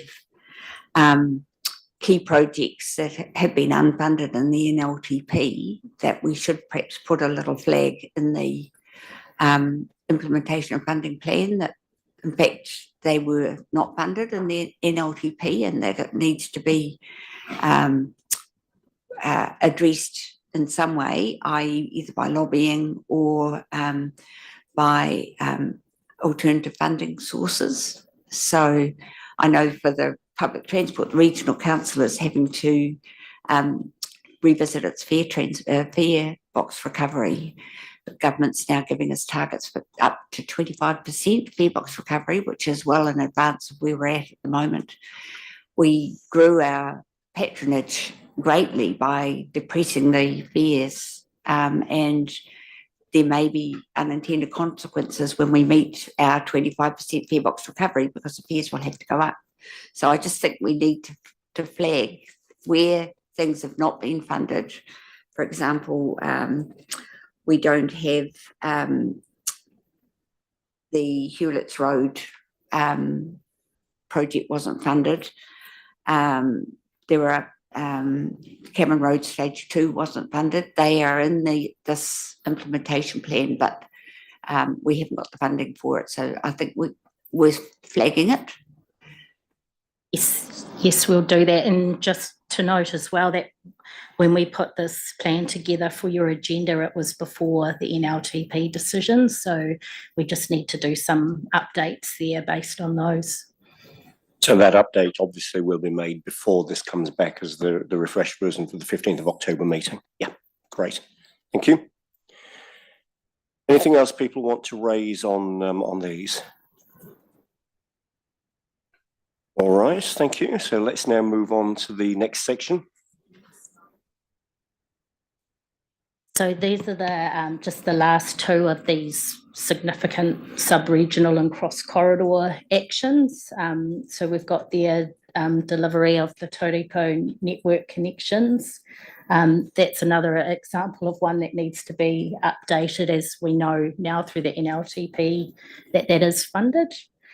And that second action there is just on delivering the housing system plan, and in particular focusing on some of the announcements that have come out, particularly around social housing and what that might look like for our sub-region. Happy to take questions on those two. Thank you. Any questions on either of these? No questions? On to the next. So these ones now move into each of our corridors. So this one's the central corridor, as Craig showed in the map from earlier. That's mostly that sort of Te Papa Peninsula area and a little bit broader. So the two key actions for smart growth for our council partners and others is the planning, funding, financing and delivery of the transport network. And just to Councillor Lee's point as well, so that notes there Cameron Road Stage 2 and connecting the people, which we understand has funding, but Hewlett's Road doesn't, so that's why that's in orange. And then the other action is around Pukehina and Maryvale, and just working with APL on opportunities there for social and affordable and market housing. Happy to take questions on those. Fitiora. This goes back to the last couple as well. Has any thought been given about, the big employers like the port, Mainfreight over where I am, the new factory at Tauriko there, making, and all of that, I can't believe that Hewlett's Road didn't get any funding for transport. There's 1,000 businesses along that road, employees there, and they're all going in one car each. It's crazy when I think engagement with those big employers and encouraging them to, invest in buses to get their workers there. Things like that, because, like I said, most of the employment is around the port and, you know, things like main freight and one out Tauriko there. So, and I'd say those businesses would probably look favourable on, you know, like maybe, because I would, you know, investing in buses or something to get their workers there. They'll be on time, you know, and like I said, yeah, not, you know, one car, one person, you know, like at Mainfreight, I think they're employing 300 people or something, you know, and 300 cars going there. So, you know, like I say, I mean, just an approach to those big employers and just broaching the subject. Yeah, there could well be work underway that others might be more able to comment on. I'm not sure if through either TSP or Regional Council there's been any work done with the larger businesses in terms of public transport. Thanks, Fiona. Fiona, thank you. Welcome to the Because table. I'm along Truman Lane there, you know, we've got some businesses going up there, and I'm trying to get our land trust that owns that land to, you know, when they're getting a business on there to part of their MOU is about, you know, suggesting to them that they, you know, supply carriers to get their workers there, you know, so we can do it as, you know, Mangatawa Papamoa blocks if we can, you know, like, because it'll certainly take the traffic down on Truman Lane where our people are starting to complain about it, you know. But hey, you know, like I said, I'm hoping that it can be used as an example if we get it there.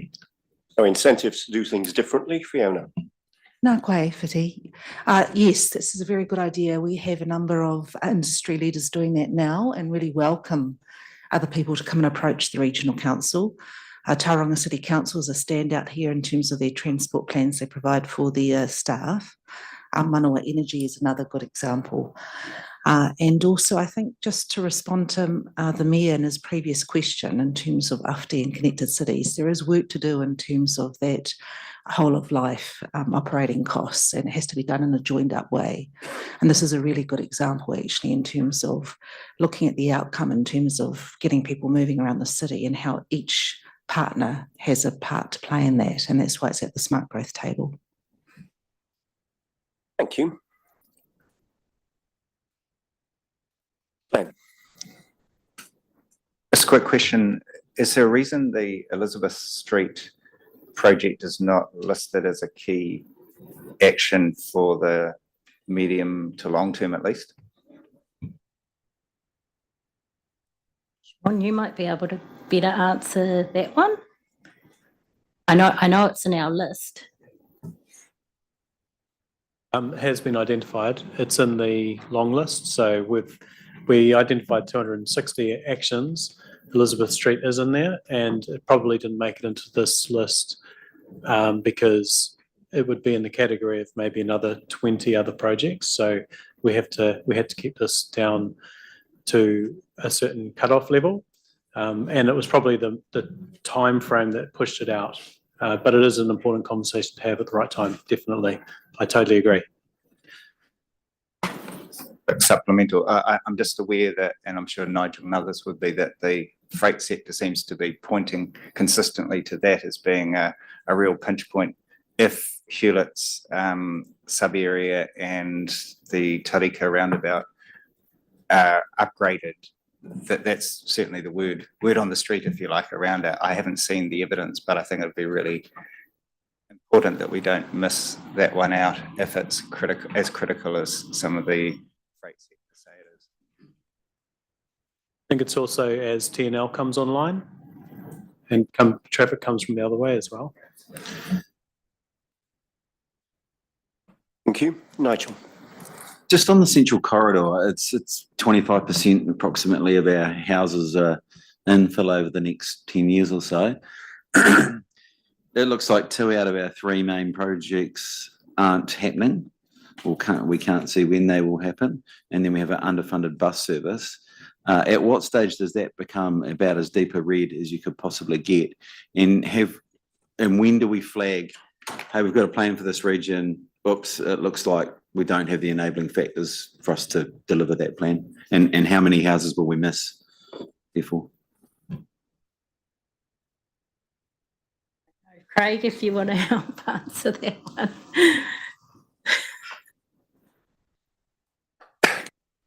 I mean, at this point, we're looking at the UFTI delivery, and obviously there's always going to be road bumps and potholes along the way. I think you're right, though. You reach a point where if this is an enduring situation of inability to deliver, I guess is your point, what do you do then? And clearly at that point, I don't think we're at that point yet, but I think development can still proceed. It won't have the quality that we're wanting in terms of accessibility and those other aspects. But is your question about if that puts off people choosing to live there and therefore it doesn't materialise in the way we expect? My point is that we've got the worst housing affordability in New Zealand. We've got a plan that looks half-baked to do that, and we don't appear to have most of the things we need to do to even do that. So at what point do we raise our hand and kind of, when do the alarm bells start really ringing to the point where we must do something about this? Yeah, well, I think this implementation plan sort of saying the alarm bells are starting to ring already on that, because that is a gap. But we're not suggesting we should back off from the intensification of Te Papa at this point. But it is a real issue. And I think, that's why it's identified as something that needs a collective smart growth focus and not just left to TCC to pick it up and deal with it. It needs a collective approach, central and local government understanding the impact of that and the consequences of not delivering. And what we've got in front of us today is the mechanism that calls that out. We've got the implementation and funding plan. So if the funding isn't there, then it's not going to happen. And we've got the table with the colour coding that allows for that deep red that you just described. And if and when we get to that point, obviously it would be for this group to decide what the next steps were in terms of the actions we would take, having called out that we were at that crisis point where we were no longer able to deliver the strategy as we'd expected to do. But yeah, the plan that we've got in front of us today and the mechanisms within it certainly allow us to call that out in a really clear way, and then to bring the discussion to this table about what we then do about that.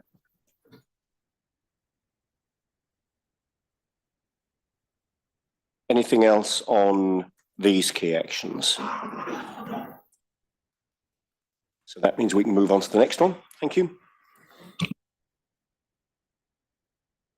So these next set are for the Northern Corridor. The first one is on the Kaimai spatial plan, and that includes the Tipuna area. That's work that Western Bay of Plenty District Council will be undertaking. We've also identified the TNL stage 2, and then there's some further work to do in terms of potential long-term industrial land, which would either be at Omokoroa or Apata. So those were areas identified in the strategy, but they just need more work in terms of their feasibility and their scale. Happy to take questions on those actions. Thank you. James. Is the TNL2, shouldn't that be green now after the NLTP, or is that? Yeah. Sorry, I should have mentioned that. That's another one that needs to be updated and made green. Thank you. Great, thank you. So that'll obviously be updated before we see the next iteration of this in October. Thank you.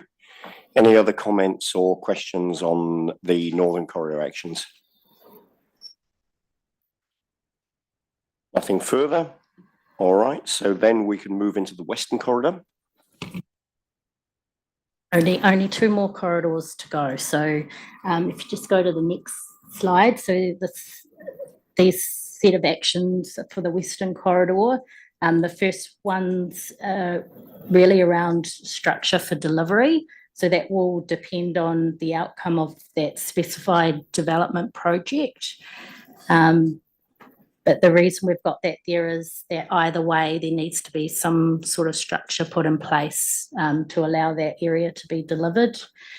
We've also identified structure planning for Upper Belt Road and further work for industrial land at Pukimapu, and just a wider action around feasibility, funding and financing for that whole corridor. And the last action there is a long-term wastewater treatment solution as well. Take questions on that one? James. Yeah, thank you, Mr. Chairman. I think I just want to make it clear that our council's view on the Western Corridor, in that while some or much of it sits in the Western Bay area, we regard it as a TCC project, and therefore they're one for them to fund.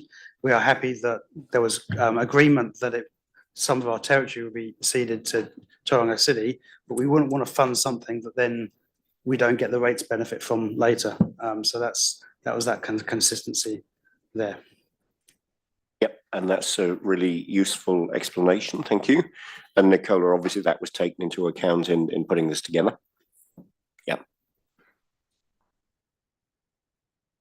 Anything further to add or any further questions on the Western Corridor?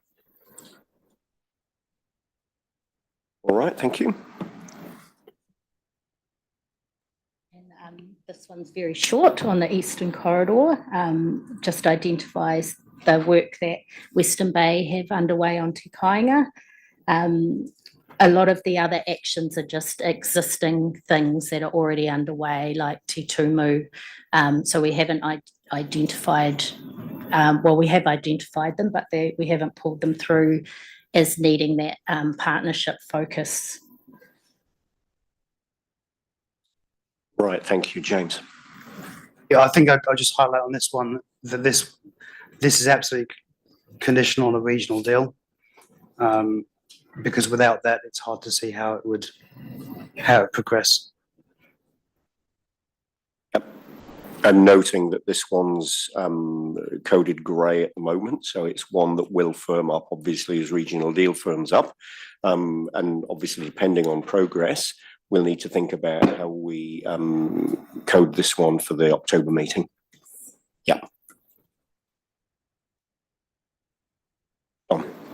And just further to that, it's been mentioned before, almost Te Kāinga, Te Tumu, Te Puki, and what Whiriora talked about a wastewater solution, that's starting, if that was a goer within the regional and the growth in Te Tumu, the growth there and the growth in Te Puki, that wastewater solution could well be a east of Timanga ultimate solution to factor in that growth, because the wastewater from those three big growth areas are going to have to get, not so much Te Puki, although there is growth happening under the spatial plan, but certainly Te Tumu and Te Kāinga could be the solution there. And Rangiu Business Park, we're catering for it at Te Puki, but an ultimate solution for the disposal of the treated water from Te Puki as well. So the big pieces of the puzzle to solve. So. Yep, and growth in the Eastern Corridor and the balance between the East and the West was something that we spent a lot of time talking about as we finalised the strategy, and will definitely come into play here as well. And that touches on what Mahi touched on before about the cost of developing somewhere like Keenan Road and that, and then the development contributions that would flow into an area like that versus large scale flat land available here, and how they two would stack up in terms of the cost, the ultimate project cost all up, taking into account the development contributions collected and then the rating generated from that development. Nicola, any comment on that? No, nothing further to add, just that we will factor that in, those long-term solutions. Thank you. Jeff. So just following on from Don's corridor, you know, obviously there's going to be massive growth out there, Don, and it all has to be facilitated. But from an iwi perspective, if we're going to look at developing small communities on our ahu whenua blocks, of which are absolutely doing nothing in the main at the moment, then the technology to be able to facilitate all that infrastructure starts becoming quite important. So in terms of sewage, which our people are going to be quite anal about, but it has to go somewhere. It wasn't a pun or anything like that. It just came out, sorry. It's getting worse, isn't it? Yeah, but honestly, particularly sewage, because, you know, we know the technology's out there, but it comes at a whole different variety of cost. And tomorrow it's just getting worse. So we've got to do it sooner than later. But, you know, just want to be sure that, you know, we're not going to poison the hell out of the wiry if there are other opportunities to make sewage more palatable. So, yeah. Kia ora. Tēnā koe. Thanks, Tom. Thank you. Take you to coffee one day. Anything else? Yeah, Glenn. Just again, picking up on what Don raised, I was sort of surprised there weren't more key actions out east, particularly in the context of our latest financial update at TCC, which saw another, there was 339 million added onto our forecast debt for 2034. So we're now at 3.3 billion. So in that context of our sort of headroom, debt headroom, there is, I would have thought, a very live discussion around where those 8,000 dwellings in the strategy need to go and what timeframe they need to go there. And that was kind of kicked into touch during the submissions and hearings and deliberations process, but it was well considered. And I think you got to the point where at some point, I thought in the near future, SLG had to kind of figure out how to resolve that, because I might be wrong, but I don't think we can all afford to invest in both areas at once. And I don't see here how that is going to be resolved at a implementation and funding level. And we put into the strategy at the time what really were some indicative numbers, realizing that there was further work to be done to firm up those numbers. And there's certainly been some discussion about whether those numbers are cumulative or one or the other or a combination of the two. And that all requires to be firmed up as well. Nicola, you've probably been giving this some thought, I would imagine, as well. And in the future horizons section, we've got a specific action around that to address the east and west and what numbers are allocated and get some more robustness around that. Thank you. Anything else on the eastern corridor? All right, so Nicola, this brings us to the end of your section, is that right? We go to Te Pio for Māori housing in Papakainga. So Te Pio, welcome to the table.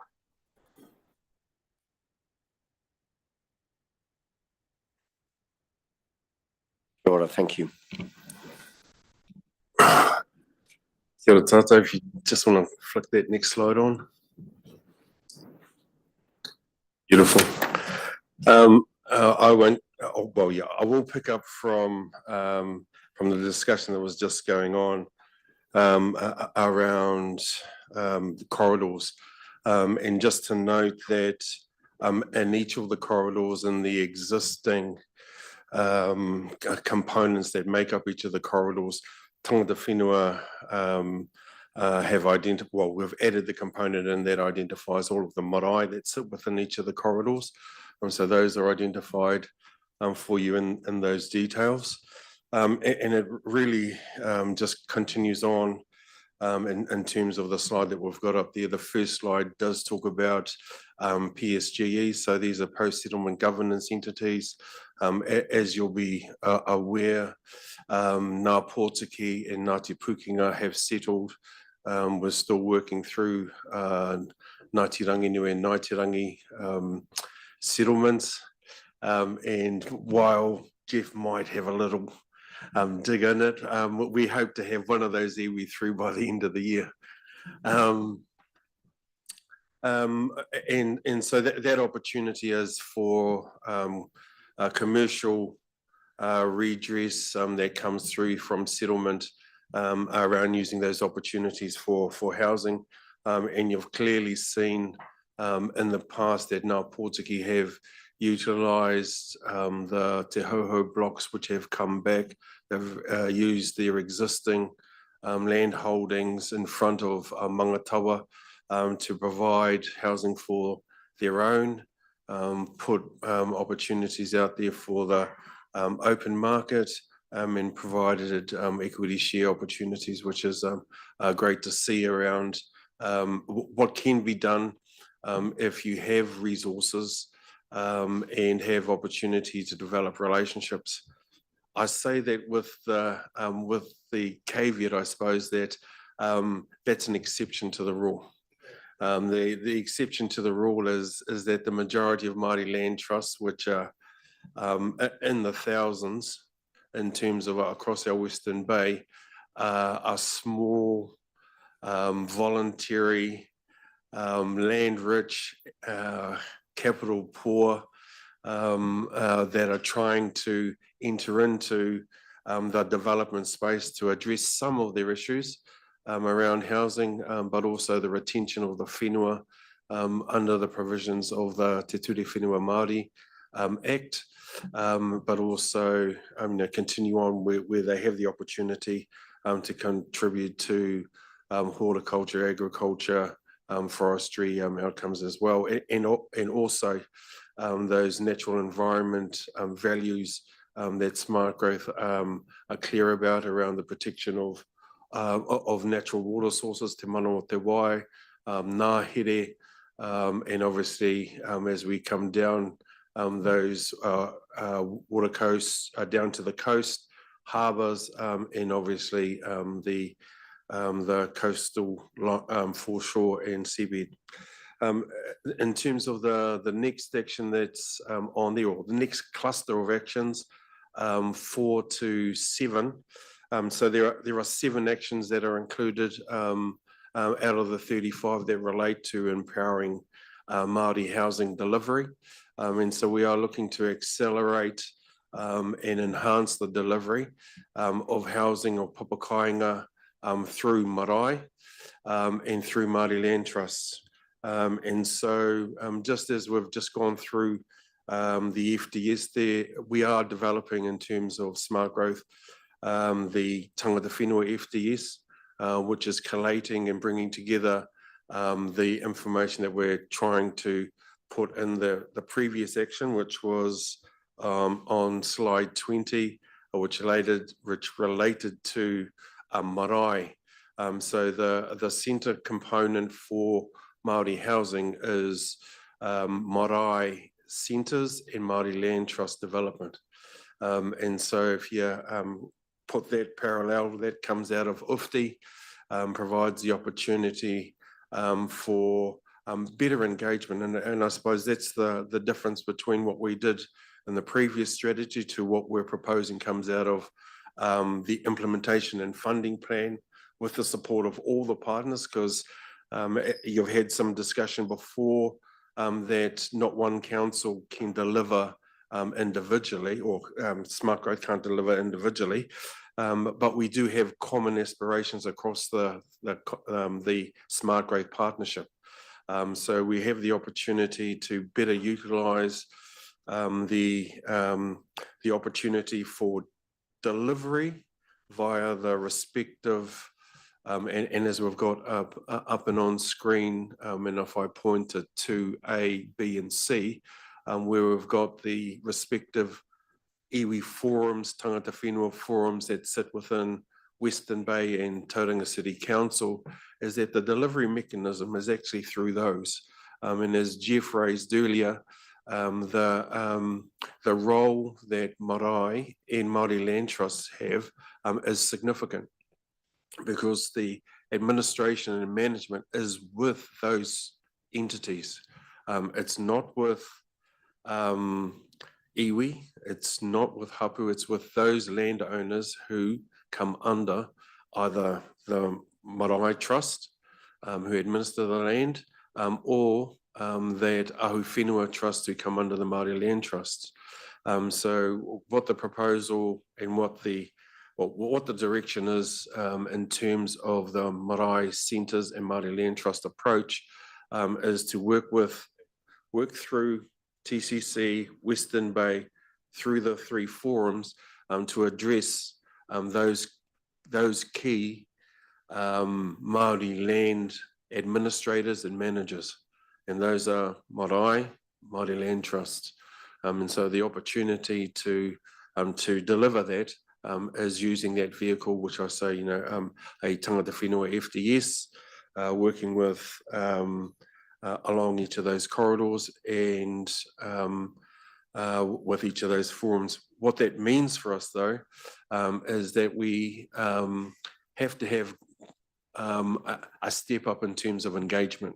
And so that's where that kind of comes back to the partnership, is making the assessment around what the capability and capacity is for Western Bay to engage with the two forums that come under their council, for Mahe and Te Rangapu to determine what capacity they have within their organisation to engage with marae, engage with Māori Land Trust, and there'll be multiple of those. And there are already existing land trusts that are working down the process. And so all of that information in itself is collated and comes to what we have termed to be the Māori Housing Work Stream. So Māori Housing Work Stream is the collation of all those marae.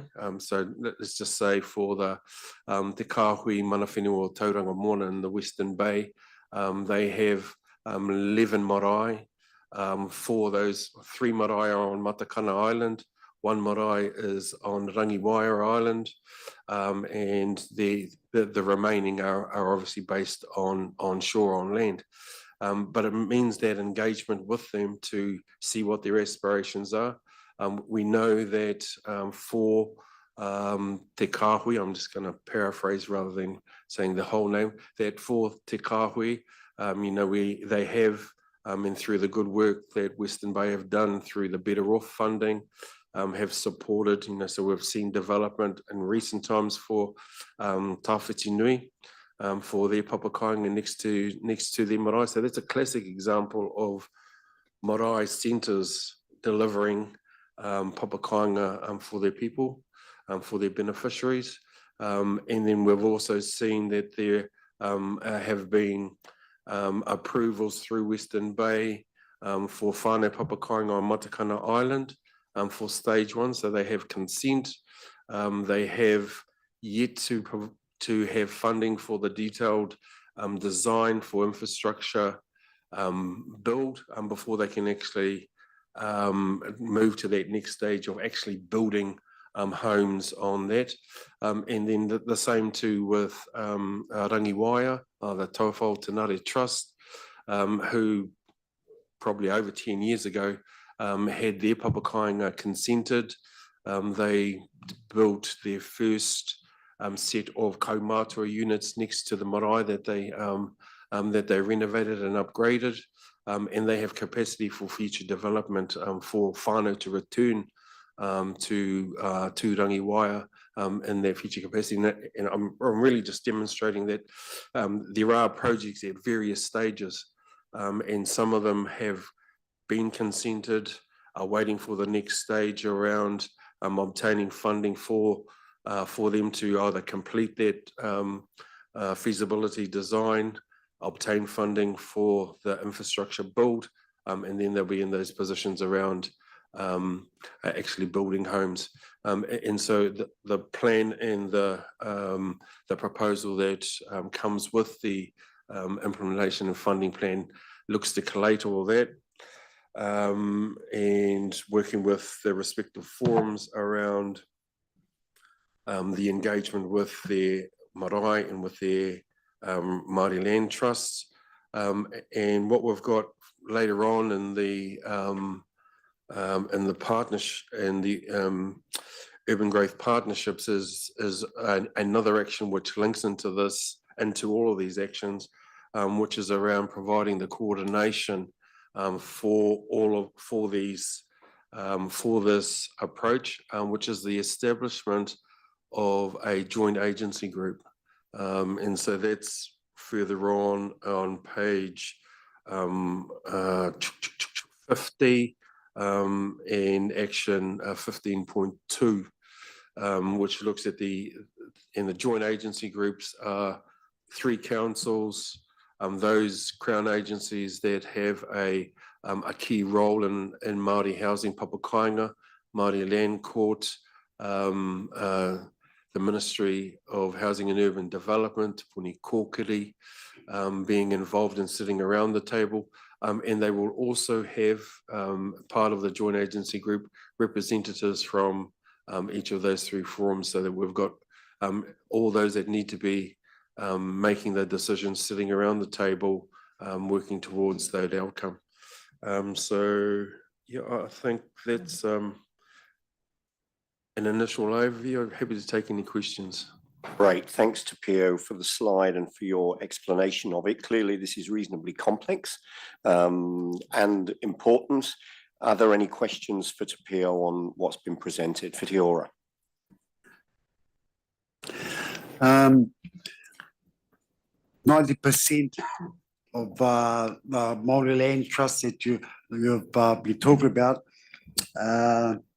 within all those projects, they'll have restorations of wetlands and that, and support from the councils and that for a cultural offset would help them along the infrastructure cost, because that's in still part of the new legislation, as a cultural offset by restoration of wetlands and stuff like that within their housing projects.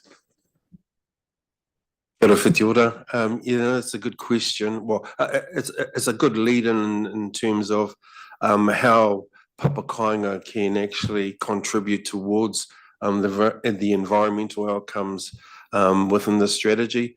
And there are various different approaches. I mean, like Matakana, Rangiwai Island have gone ahead and done their own, so they work towards doing their own restoration around puna, restoration around streams, the same too as Ngā Pōtiki have done in terms of their land blocks. Other land trusts take it on board. While it's not part of the consenting process, it is part of a commitment that Māori Land Trust have towards environmental resilience, climate change responses. And so, yeah, it's a good opportunity for them to take that on board.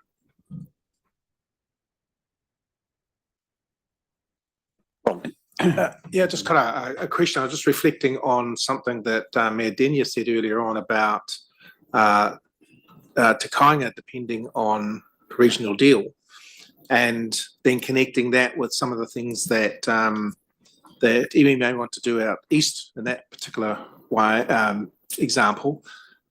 Thinking also about groups designing, consenting, all the getting things together. Are those joint actions, the joint advisory groups, JAGs, are they the channel through which that joined up thinking happens? Because the way I read it sounded a bit after the fact, but I might have been reading it wrong. That's another good question in terms of what is the role of the joint agency group. First, we have to establish the group. It was an entity, it was a committee that was actually up and functioning under SmartGrowth during the 2010 to 2016 period. And during that period, we saw a lot of growth in terms of outcomes of Māori housing. So that was I suppose you could term it the boom year in terms of housing. I think we don't have to wait for the joint agency group to do better thinking.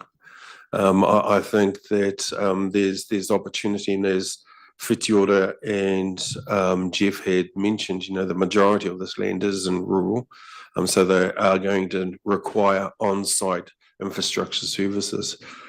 So I think there's clearly an opportunity for Toi Moana, who, in terms of the OSED regulations, will be the primary provider around advice and support around what are the most appropriate wastewater systems that can be incorporated into the design and development. I think there's an opportunity under the Māori Housing Toolkit, Te Kiti Parahau na Papakainga, that sits on the Western Bay website, that we could add in another chapter. We could add in an addendum where regional council provided, I suppose, guidance notes around best infrastructure. So, infrastructure not only for wastewater, but all three waters would be a significant support mechanism or tool for land trusts to guide them through their development. So, I think that's an initiative we don't have to wait for. I pick up on the other comment you made around, or not just that, but around regional deals. So Papakainga were definitely one of the projects that were included into the regional deals proposal. We, like others, are waiting to see what contribution that will make towards the contribution towards those key principles around feasibility, infrastructure design, infrastructure build. It only included the funding for social housing, which was 25% of the total. And in terms of housing outcomes, the other 75% were focused or targeted towards increasing Māori home ownership out of those numbers. So that's why those figures kind of look low, is because the opportunity to use the kainga whenua loans, if you have a hapu partition around having that discussion with ASB, Westpac around looking for that type of finance where you're able to or you're unable to qualify for the kainga whenua loans. Kia ora. Thank you. Okay. Jeff, yes. Andrew, just to follow up on the all the wetland work that's been going on, and Fiona and Jane will know this quite well. Out of the Tapuika Iwi Authority claim, we have, of course, negotiated to make sure that those wetlands in and around Papamoa, Wairake, would be protected, but it was done in a collaborative way, and a tremendous amount of work's been done in that area, and it's still ongoing. Tree plantings by our kids coming out of school, shared interests in whenua, and that actually is working very well. So I don't see that part of the deal as being an issue. It's happening now and has been happening for at least the past 10 or 12 years. For me, it's how we capitalise on iwi growth, because in the next 8 to 10 years, we're going to be part of the second rotation. So that means a whole lot of money in a very concentrated, in a concentrated time is going to come in. You guys are not going to get your hands on it because it's overdue. We've been waiting too long a time, to get our hands on this putia. It's a question of how do we use it, because when we cut those trees, what do we do with them? Do we just send them to China, or do we try and turn them into housing? And all those things that go with that. We're going to need a handout, not a handout. We're going to need a hand to make that happen. So I think it's important that you understand that iwi are going to improve their development scope tenfold in a very short period of time. How do we jump on that and make sure we use it the best way possible to give not just our people benefit socially in every way you can think of, but the whole of the country. And this will happen in the whole of the country. So it's important that the Crown understand all this too, and not get silly about how we utilise that. I hope I'm making I'm trying to make sense out of it, but I'm not explaining it too well. I don't think we've got a real crazy issue here. We've got things we can, if we work together, we can absolutely make this work. And that's what we're talking about, kotahitanga, at our level, but at this level as well. And I think, you know, with a young queen at 27 years old coming on, all our rangatahi are now starting to gear up and get ready to take over. So that's important too, that we make sure that we leave the right kind of platform for them to bounce off. Hope that made sense. Kia ora. Any other commentary on Papakainga? No further questions or comments? Tapio, thanks very much indeed. Kia ora. Thank you. Kia ora. Just one final comment. While the program in itself is around the delivery of housing, it actually delivers more than just housing.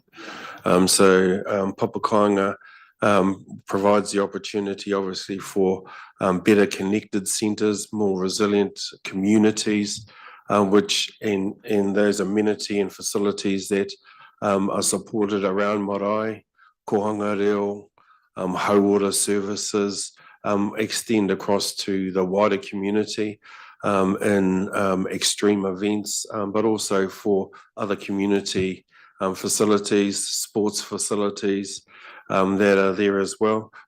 I did just want to say that there's also the economic benefit that falls out of Papakainga in the procurement opportunities for employment, the opportunity for creating long-term business opportunities for the lifetime of that work stream. Kia ora tātou. Thank you. Thanks very much. So Nicola, now moving on to Future Horizons. I can move reasonably quickly through these. I'm sure everyone wants a break soon. So if you just go to the next slide.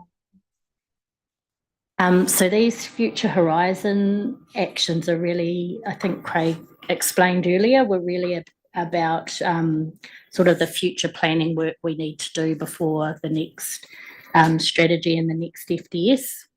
The first one, it's really an environmental action around assessing the district and regional plans against what we've got in the strategy, particularly around areas to be protected, and also our Te Taiao section. The second action is around supporting existing and future industry. And I guess quite a key piece of that is in that second part there around having a look at pathways, particularly for our heavy and emitting industries. And, you know, we know that's a very tricky area, but we thought that was important to have that on our radar. That third action is what Councillor Crowther raised before around that allocation between the east and western corridor and having those discussions and better understanding the allocation of housing and business land between those areas. The next one. And then these actions here, so there's the commercial centres strategy. At the moment for smart growth, that is a little bit of a gap. So we've done a lot of work on housing, a lot of work on industrial land, but we haven't really gone into the commercial. So that's the, you know, the retail and our centres. So that's a piece of work to better understand that. There's the housing and business assessment, which we're required to do under the National Policy Statement. And then there's a review and update of the future development strategy that will have to happen within the next 3 years. And the last action is just on the housing system plan and delivering on some of the action plans that will come out of that work. Happy to take questions on those. Thank you. So questions on any of that, Stuart? Yeah, thank you. I've been pondering on Nigel's challenge, which is a good challenge. Seems to be a perennial challenge. And I'll use the housing system plan as an entry for that. There's no way in the world that this is going to provide affordable housing, and we shouldn't use that language in this context. And I'm talking about the market delivering pipakainga. Yes, that's different. And there's really good reasons for that we cannot avoid. And you start off with the raw land cost, and it could be a productive dairy farm or an orchards, which Western Bay could be proposing. Then you've got the challenge of infrastructure, getting it there, et cetera, right through to a section, and then the cost of a house. And then you have, which I've been banging on about for decades, and I used to half own a house building company, so I know this, the covenants that the developers will put on. And that all adds up to $800,000 home. Could be 600 if you're squeezed in. So then leads on to our actual strategy and our vision and transformational shift that says houses for everyone. Really? No, it's not. And now I've just come out of Australia, and about some time ago, Ken Tremaine, myself, and Deputy Mayor David Stewart went to Queensland and saw how they did it. And it's easy over there. They flattened some gum trees, put in some infrastructure, pop up quite affordable houses. So the bit I see missing, this is just context to the question. The bit I see missing is actually in this one around housing system planning. What are we actually doing around social housing, affordable housing, rental houses, houses for domestic violence, victims of domestic violence, elder women, and homelessness? And I'm looking at a Crown representative, and to be fair, the government are reassessing all that. They brought a lot of land in here, and the smart growth patch, I don't know what they're going to do with it, but we need to really put some more energy, time and focus on the non-market housing types. I think I said that about a year ago, and it's not something we should say, oh, well, the government might sort it out. No, I think we need to work in partnership with the government of the day on that, because the market housing is not going to deliver enough, and it's not going to deliver enough typologies that our community needs for today and for the future. And I don't see much of it here except that one little action. And I think we need, Chair, to expand on that and really put some time and energy on focus on it. We do actually have the land. I think we've got the talent here. There are some people who put a lot of time and effort, some, what do you call them, housing, third-party housing deliverers. So it's not that we can't do it. We just, need a collective effort, I think, to address that issue. It's part of this plan as well. I know it's in smart growth, the more holistic plan, but to suggest we're going to have houses for everyone at the moment, I think is incorrect. And it's giving life. I mean, it's a point that you've certainly made before, but it's timely that it's made again now when we're looking at these key actions. And as has been pointed out, this is just one action among many, and there's a small number of words within this one action, tenures and price points that really need to be elevated, because it's only by elevating those points that we will get to anywhere close to the outcomes that we're looking for here. So a timely call to action, I think it's fair to say. Yep. Yeah, I'm interested in this kind of the heavy emitters, et cetera, on the previous page. I've spoken to a few of these, and what they are saying to me is they don't actually have any option. And bringing up Rangiroa, for example, they say, and I'm not sure if this is correct, that they don't actually want them out there. So then you've got Tauriko, which is effectively in a valley. So that's not really an option. So I'm just interested we're talking about this, but what are we doing about it, or what are the options to to find a place for them.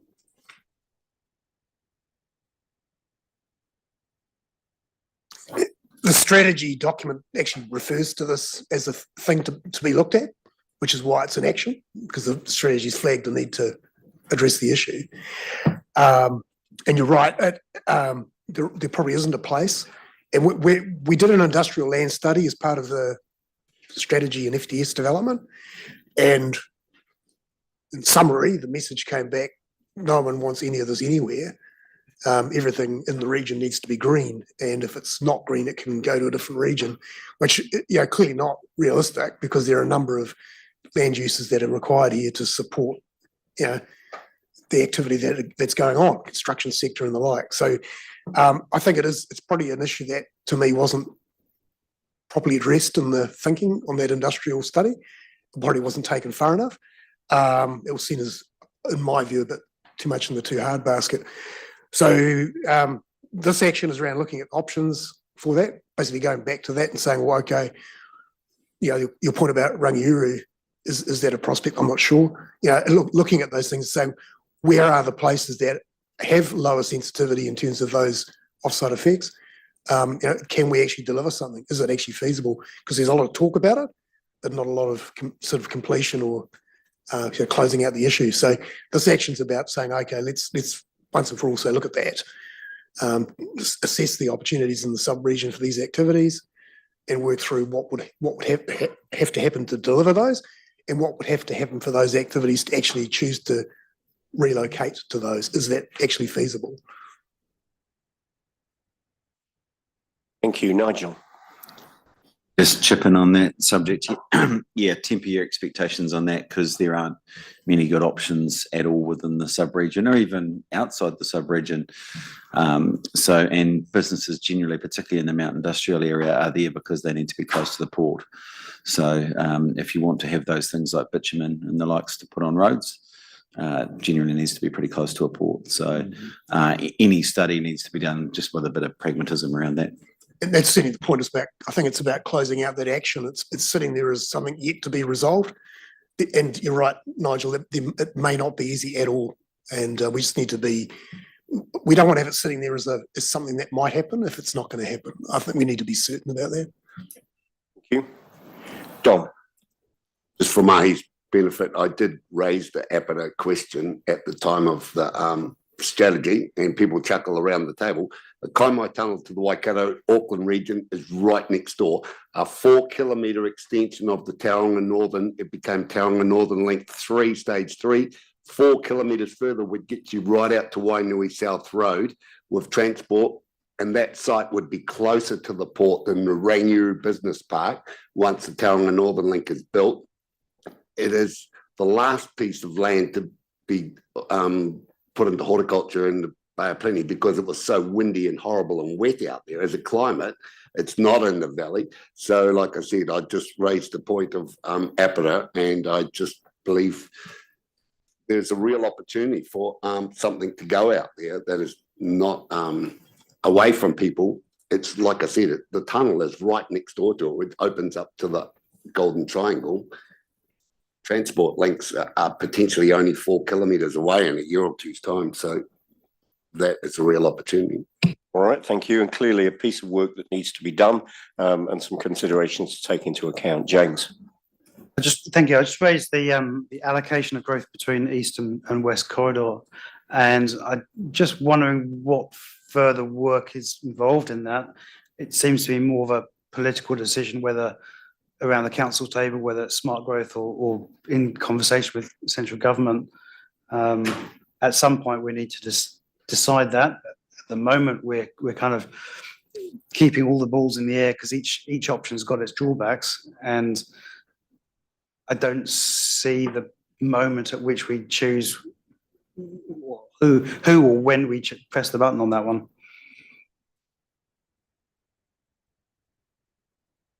Just going to say it may not even end up being about choosing one or the other. And I think a lot will depend, as you pointed out before, like the regional deal, some of those things, what happens in those spaces. But at the moment, the strategy just says up to 8,000 here and up to 8,000 for the east or the west, and there's no robustness around that. So I think it's about getting some better understanding. Well, I mean, I think looking at for example, the STP, there's been a heap of work on that. There's been a heap of work on Te Kāinga. I think Te Tumu is perhaps more in the hands of, well, there's a plan change going on, so I presume there's a bunch of work going on there too. So I just wonder how much extra work is actually required, and at what point do you say, well, we've got the information we need, and yeah, either get on with it or choose one.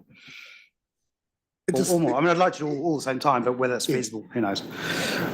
I think it's a matter of completing the sort of feasibility analysis of Te Tumu, Te Kāinga, and the Tauriko, and saying, okay, these are the options we have that are viable.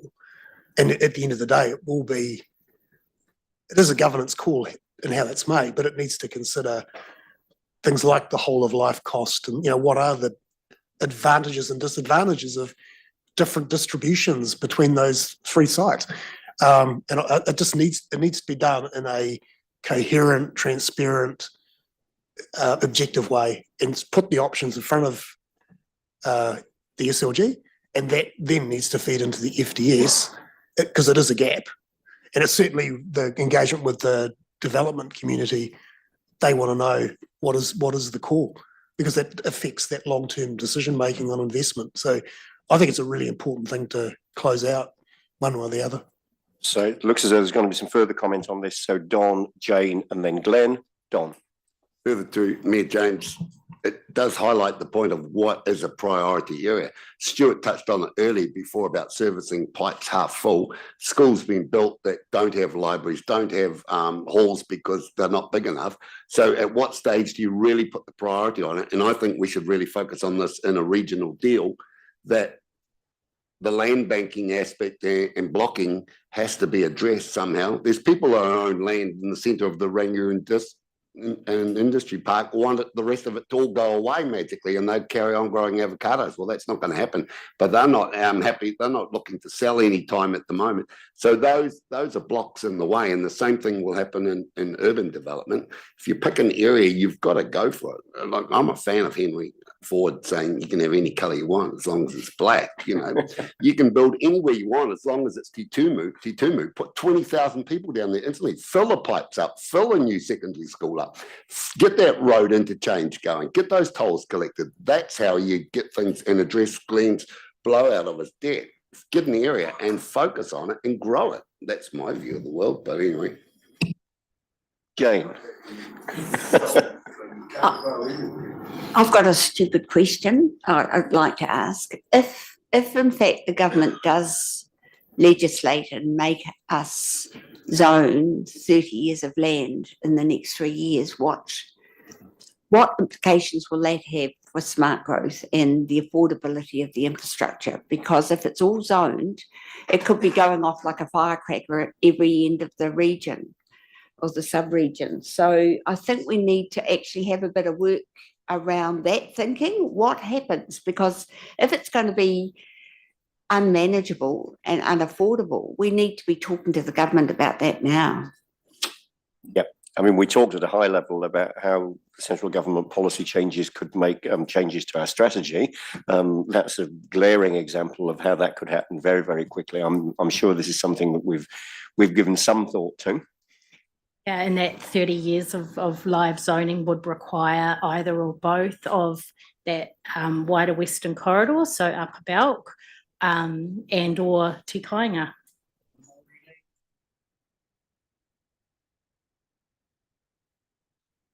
And now, Glenn, did I have a comment from you? Yeah.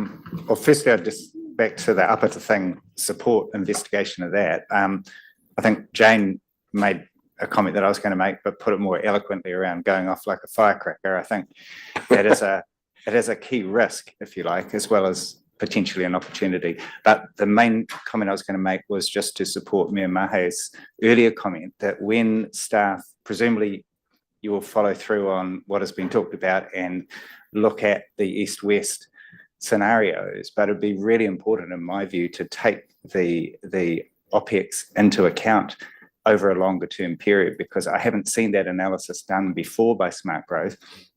But ultimately, the limitation, as I've seen it from outside, is typically that ratepayers in Tauranga City get to a point where they go, we're going to toss out some councillors because they're putting too much money into something we don't want them to put it into.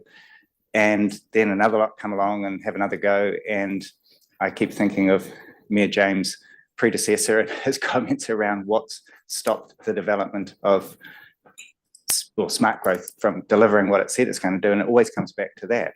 And I think unless we have, as Ron has said earlier, if the people of our sub-region fully behind the plan, that is always going to be what could happen and derail everything. And in order to analyse that and to provide confidence to the people in the sub-region, we need that OPEX as well as CAPEX, because ultimately it's the rates bills that will be the killer, I think. Yep, and not the first time the point's been made in this meeting, but the focus on OPEX as well as CAPEX and the ongoing cost implications, the effect on future councils, future generations. We need to make sure that we pick that up in our thinking. Yep.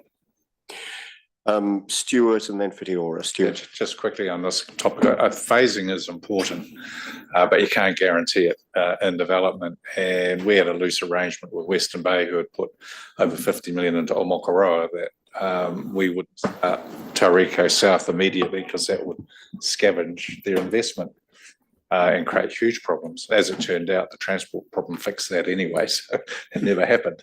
But and Te Tumu was similar, so I think you have to have an eye on it. You can't manage it to the year, but I think you do have to have an eye on it, and again engage with, as Craig said, the development community, because they need a long lead in time as well. Yeah, now some really good points been made here that we're certainly picking up. Fitiora. Yeah, the areas you're talking about there, I'd say 75% of it is Māori land that you're going to be going through, and what you're talking about, you just do it. That's what's happened to Māori way back. Got just got bulldozed through and stuff got put on. And so you've got a problem there, because the main object of the Turi Whenua Māori Act is retention of Māori land. Hey, and they go, and a Māori land court judge will be reminiscent of him to stop Māori land being taken or being sold off somewhere. So, and also closing the gaps in the district and regional plans. I think, we've been working with like the Rangipu and the Western Bay Māori forums have been trying to work on a resource consent policy that was fit for purpose for all three councils. But we haven't been able to get through it for some reason. I don't know why, but I think if there was just the one policy for the three councils over how they dealt with resource consenting, they'll close the gap on the district and regional plans. And like I said, I'm puzzled of why we haven't been able to get that one policy. Yeah, and like I said, we've been working on it for a while, but I think that's a good way to go to close that gap. All right, thank you. That's clearly going to be an area of focus, given that it's key action. James. Did I just respond about a comment Fitiora made? We absolutely would be working in all our PDAs in partnership with Tangata Whenua. This is not about confiscating land, absolutely not. This is working in partnership, and I believe that there's some strong engagement and partnership work going on already. So I just want to make that clear in case anyone got the wrong idea. Thank you. Anything else on this section before we move on, Glenn? Just a quick comment around the, something that came through strongly in some of the submissions was the aging population, the implications of that. And I don't see it, and I know other stakeholders have said they don't see it clearly articulated in this or even in the strategy itself. So I think that's something, I don't know what the fix is for it, but I think it needs to be front and center, you know, in terms of what drives the housing plan, social housing, et cetera, et cetera. So it's a further articulation and emphasis and unpacking of those, you know, what we describe as just some words in one action here, housing types, tenures and price points, realising that we've got demographic change that's happening already and will continue to happen. Increasing ageing populations is just a part of that, increasing multicultural populations, people living differently than what might have been thought of as traditional, all of which needs to be taken into account. Yeah. I guess, yeah, probably going back to some of the comments Nigel's made around, you know, what are we doing now and what can we do now? And I understand this is 30 years, but we've got a massive housing deficit in, you know, especially in Tauranga, but in the sub-region. So, you know, there's a lot of this stuff of, oh, well, we need to open up this and we need to do this, but you know, I guess again, why aren't we acting? We've got all these corridors that already have, you know, we've now got Plan Change 33. It allows intensification. We've got all the infrastructure in the ground. Like, we could build houses tomorrow if we could find a way how to build intensity at a reasonable cost. I guess, you know, that just seems to be the limiting thing. We're looking out into the future. We'll solve this in 30 years. Well, by the time the growth happens in 30 years, we're probably not going to solve it. So why don't we have more of a focus on what can we do today while we're getting all these things into place. I think definitely that housing system plan action is about the shorter term. There's not much information sitting in here, but we can probably provide the copy of that so you can see what the scope of that is. That was updated. What date was that? That was recent? I think that was this year. Yeah, so that's been in circulation before, but I think when we come back with this plan, we should possibly provide that, because that's been raised as a key issue. We haven't really provided much information on it. So we can pick that up and include that in the background to explain what that actually means in practice. But definitely it's the point that Councillor Crosby made, that it's not the market housing, it's the other part that needs the attention, and that system plan does that. It really focuses on where the gaps really exist. But you know, I think it does need to be kind of re-energised, I think would be my view of it overall. One of the things we realised as we came through the strategy, and it was raised in submissions, was that there had been a lot of focus on the transport system plan, but there hadn't been the same degree of focus on the housing system plan. And that's one of the things that definitely needs to be evened up as we go through this piece of work. And yeah, I mean, if there are funding mechanisms or delivery mechanisms or ways that we can deliver more housing more quickly, we need to be looking at that. And as I said earlier, in response to a different issue that was raised, this structure allows us to call out where there are actions in the strategy that are barriers to delivery, puts it in front of this group so that then we work out what we're going to do next. So it will actually elevate some of those things that are exactly the concerns that have been raised, and reasonably quickly. You know, we've got updates to this before the 15th of October. We've got an implementation plan that we're agreeing on the 15th of October, and then a work programme in December. So by the time we get to the beginning of next year, we could well be working out a strategy to take action on some of this stuff to get to implementation a lot faster than we otherwise would.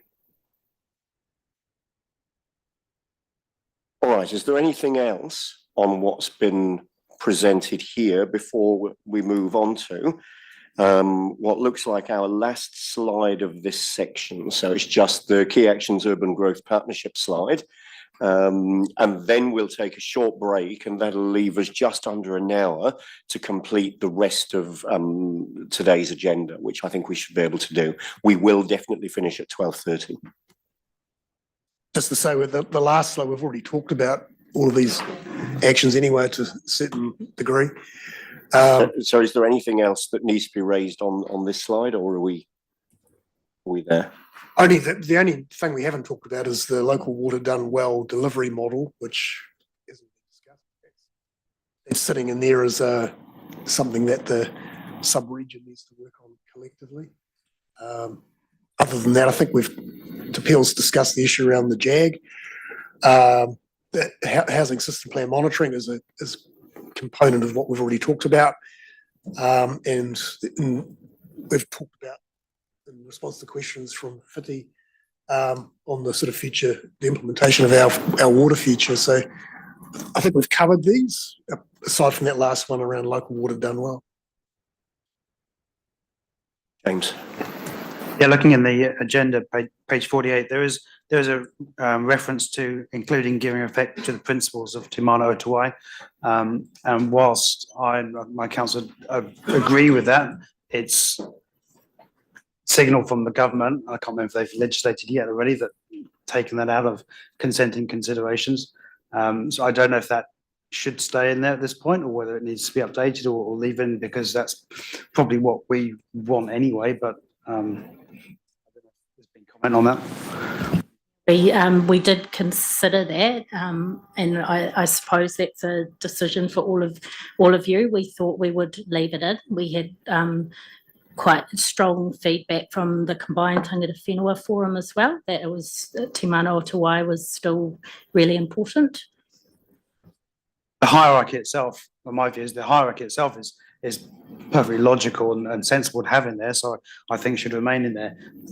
At a higher political level, there was disagreement about how it's interpreted and implemented and so on. But if we don't get into that so much and just maintain the hierarchy, then I'm happy with that.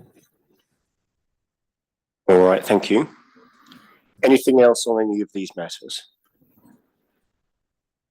All right, Nicola, thanks very much indeed for taking us through all of those key actions, and thanks for some really good questions, and obviously some answers to those questions, some feedback and some notes that we've been taking for further actions that you'll see responded to in many cases when you see this again on the 15th of October. So some really good guidance coming out of this workshop. Let's take another short break. We're not leaving ourselves a lot of time to conclude the rest of the agenda. If we just break for what will be 7 minutes and come back at 20 to 12, and that'll leave us 50 minutes to conclude the other matters that we've got on our agenda. So if I can, adjourn, but just till 20 to 12. Thank you.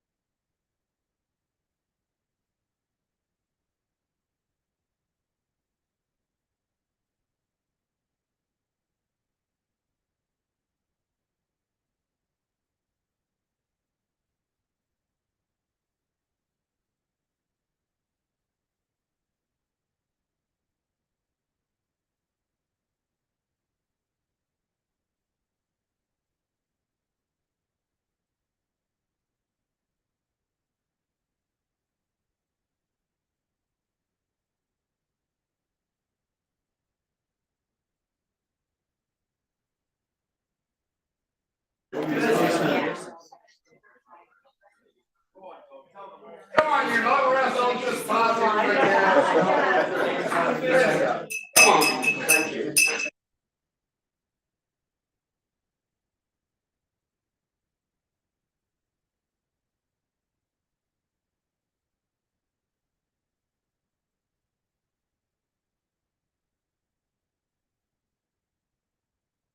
Yeah, I've got it sorted. Oh, can I have it? Yeah. It needs to go to Matili for approval first. Well, it's basically, it's the report that's on the report I did for this workshop. Yeah, that one. I'm gonna change the heading. All right, no problem. Changing the heading. No, that's all right, no problem. Thank you for that. We'll catch up with you later anyway. That's good.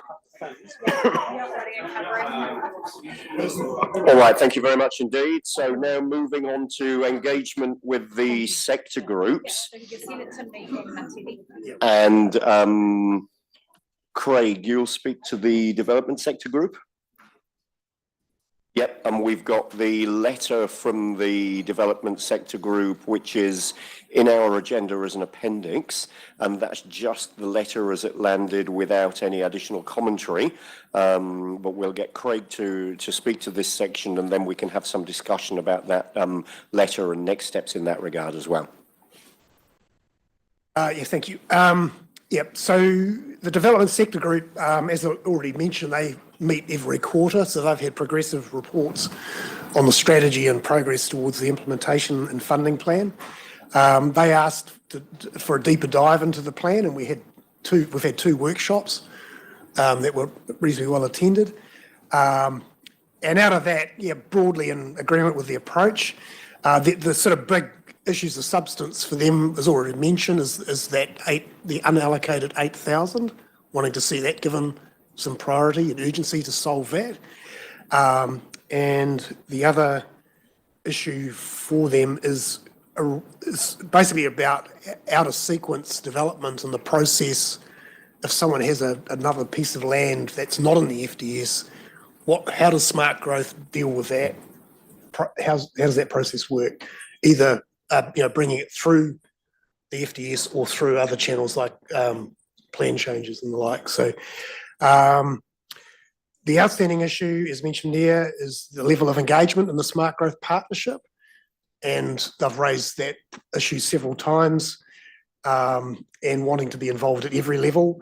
And the discussion I've had with the group to date is that the timing's not great. I've said that there's a lot of change around, potentially around the corner with the regional deal and this special development project, which sort of has questions around how those are going to be governed, and probably will want those issues to kind of settle before we see how the development sector might be involved in SmartGrowth. But yeah, there was a letter that came through and explaining the reasons wanting to be directly involved in the way set out on that slide. If there's any questions on that, happy to take them. Yep. Any questions on what Craig's just presented? Point of clarification, in the last sentence of their letter on page 71 of the agenda, it says developers have to be at the SLG table. This is long overdue, and furthermore, it is a legal requirement under the MPSUD. Now, I was very surprised by that. So can somebody just tell me?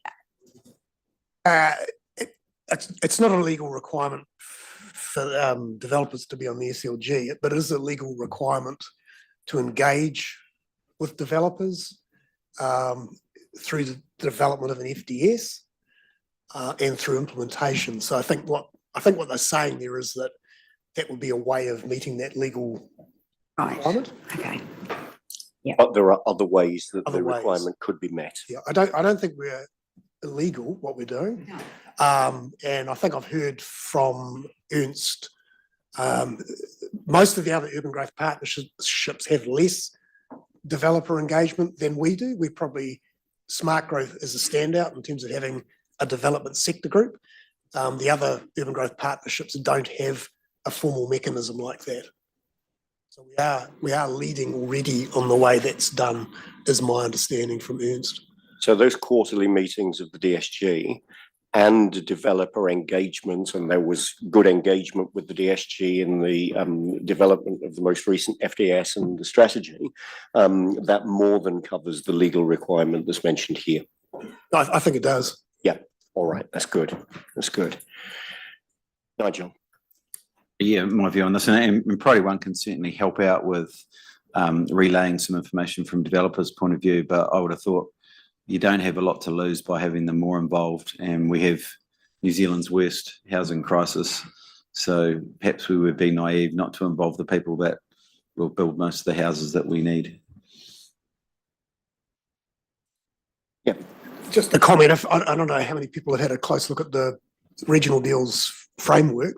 It does talk in there about governance structures, or it's not called that, it's called, I think, delivery. And it does talk about engagement with the private sector in there in a number of places. And I think that's referenced in the letter that came through as well. Any other comments on the letter, the request from the development community? Whitiora. Oh, Glenn, you go first and then Whitiora then, that's fine. So Glenn and then Whitiora. Thank you. Just a quick comment. I completely agree with Nigel in terms of involvement of developers, but I think for me, the question, I'm probably speaking more personally as opposed to, we haven't had a discussion about this as a council, but it seems that it raises a whole lot of bigger issues if it's at an SLG level, given what SmartGrowth decided in recent years to take away representation from key sectors. And I look at the word SmartGrowth Implementation Group and I think, well, it's about implementation. There's a group that implements. Shouldn't that be the level? I'm sort of not needing an answer, but I have these questions in my mind. And I think the key thing is to keep in mind that certainly the feedback that I got on the election campaign and all that sort of stuff was that people are deeply concerned about growth and about who is perceived as controlling a growth agenda, which led to commissioners here, and to actually then empower a group of people who are rightly or wrongly perceived by a lot of people in our community. That would be a very big call to make. And I'm not wanting to have a say on that because I'm just a off-course substitute here. But I think that's what I would suggest would be the context that this has to be seen in. Whereas if it was at an implementation group level, it would be a completely different issue for the public. And remembering that today is not a decision-making meeting. So, great to express opinions. All of those opinions have been noted. It may well be that there's something that we bring back to the 15th of October for a decision based on what we hear today. And it may be that we hear many different views today, and we need to distill that into some kind of options paper or further discussion at the 15th of October meeting. Whitiora. First, I agree with you there about being in as far as the implementation part of it. I've got a few notes here. So the first one is like each of the SLG partner group represented through properly constituted elections.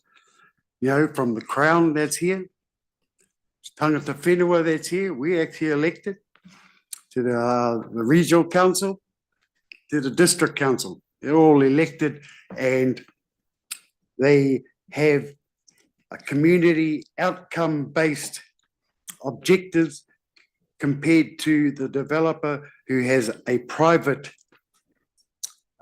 profit margin,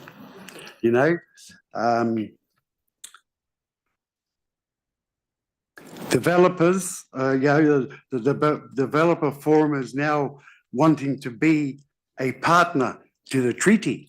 Really, like in the treaty, there's two partners: the Crown, Tangata Whenua. Then you have the regional council. Then you have the district councils. The developers, in terms of the treaty, are just like a Māori land trust under Article 3. Now,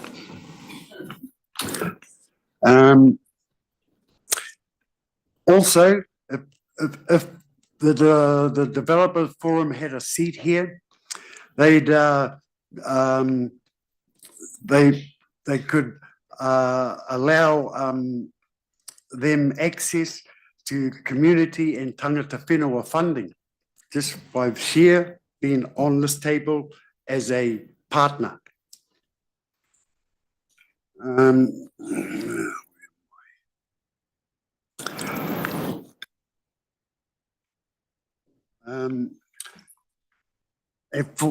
For us as the tangata whenua representatives here, we'd be doing our Māori Land Trust a disservice if we allowed this to happen.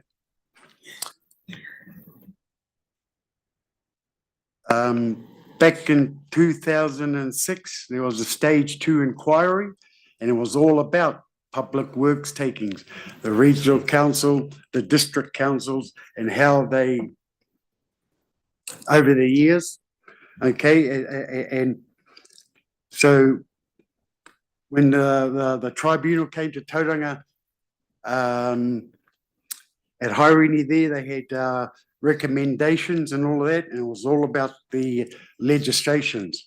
Now, Crown offered us the legislations because they had no money or no land to give back to us. So we asked for legislation that would help us regain our haputanga, our mātauranga, our te ao Māori status, and our kaitiakitanga. And it's actually made, those legislations have actually, in my opinion, made the tauranga hapu anyway. I don't know about anywhere else. Pretty strong and, up there with, you might as well say the Bickers and all of that. Now,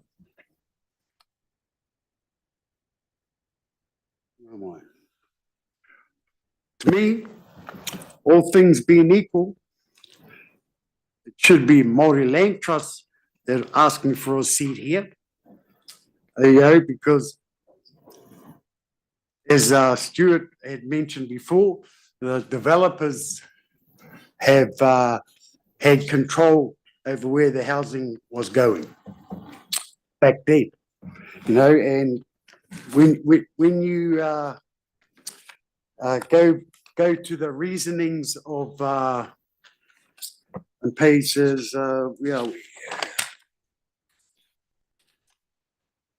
and 71, most of the reasonings in the end, it's all about, for the developer, about private wealth and profit driven as individuals, really. Like I said, all of us here are community-based outcomes. And, last thing I'll say on this is that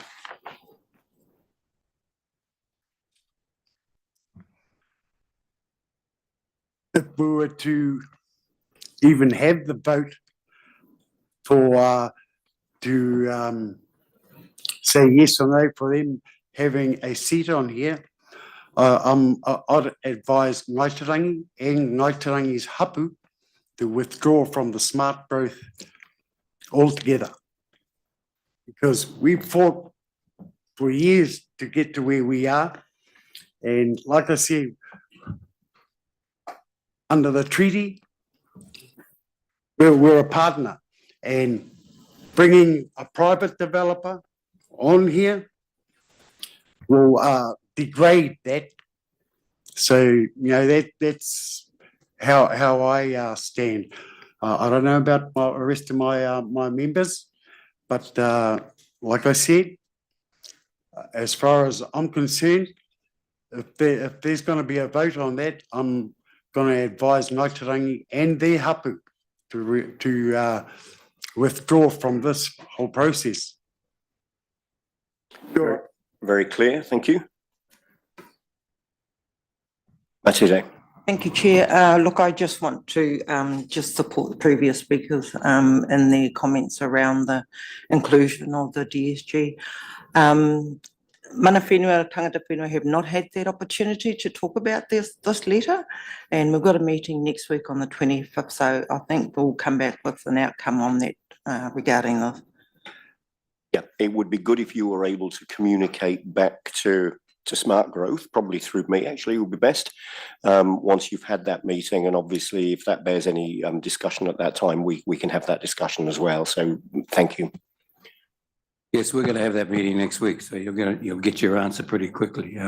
Conceptually, I agree with Whitty as well. I mean, developers, hell, why not a bank? The banking system, you know, if we're going to get stuck into it, let's start bringing them all in. At the end of the day, you know, they're here for different reasons.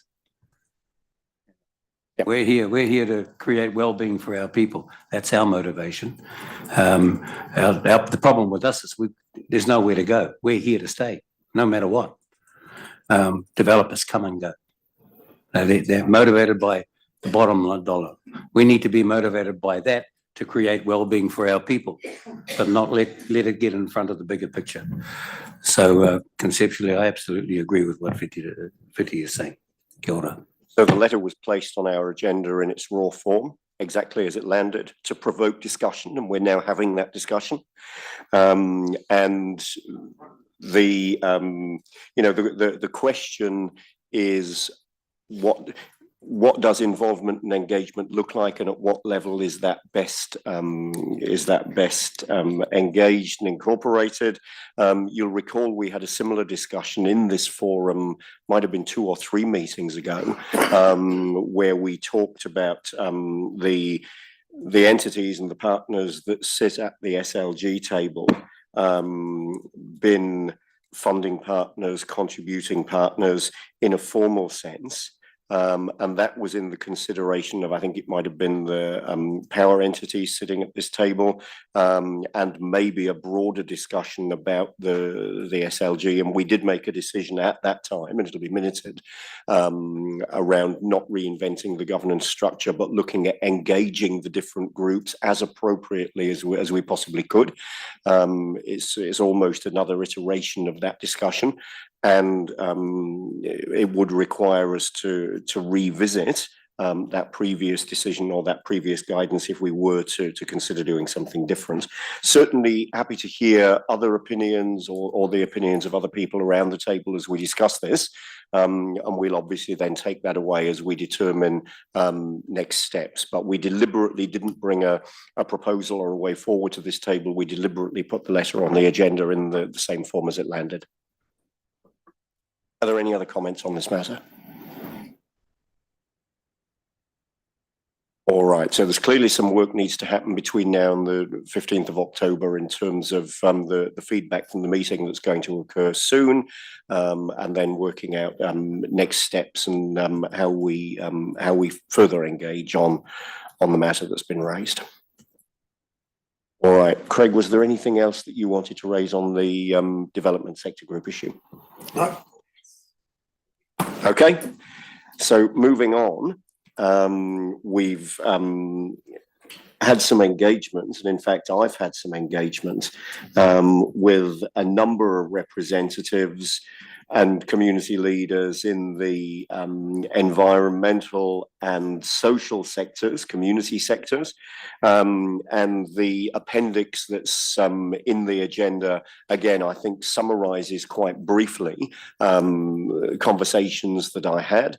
There was a lot of similarity between many of those conversations, which was interesting in itself, and many of the matters that were raised in those discussions have already been raised in our earlier discussions today as we went through those key actions and some of the considerations that sit within them. So UFT, connected centres, the strategic importance of public transport, walking, cycling, and amenity, unintended outcomes from road pricing, the demographic change that was raised earlier in this meeting, the need for different housing types, different types of tenure, the numbers of housing, the importance of Papakainga housing, and the importance of the housing system plan.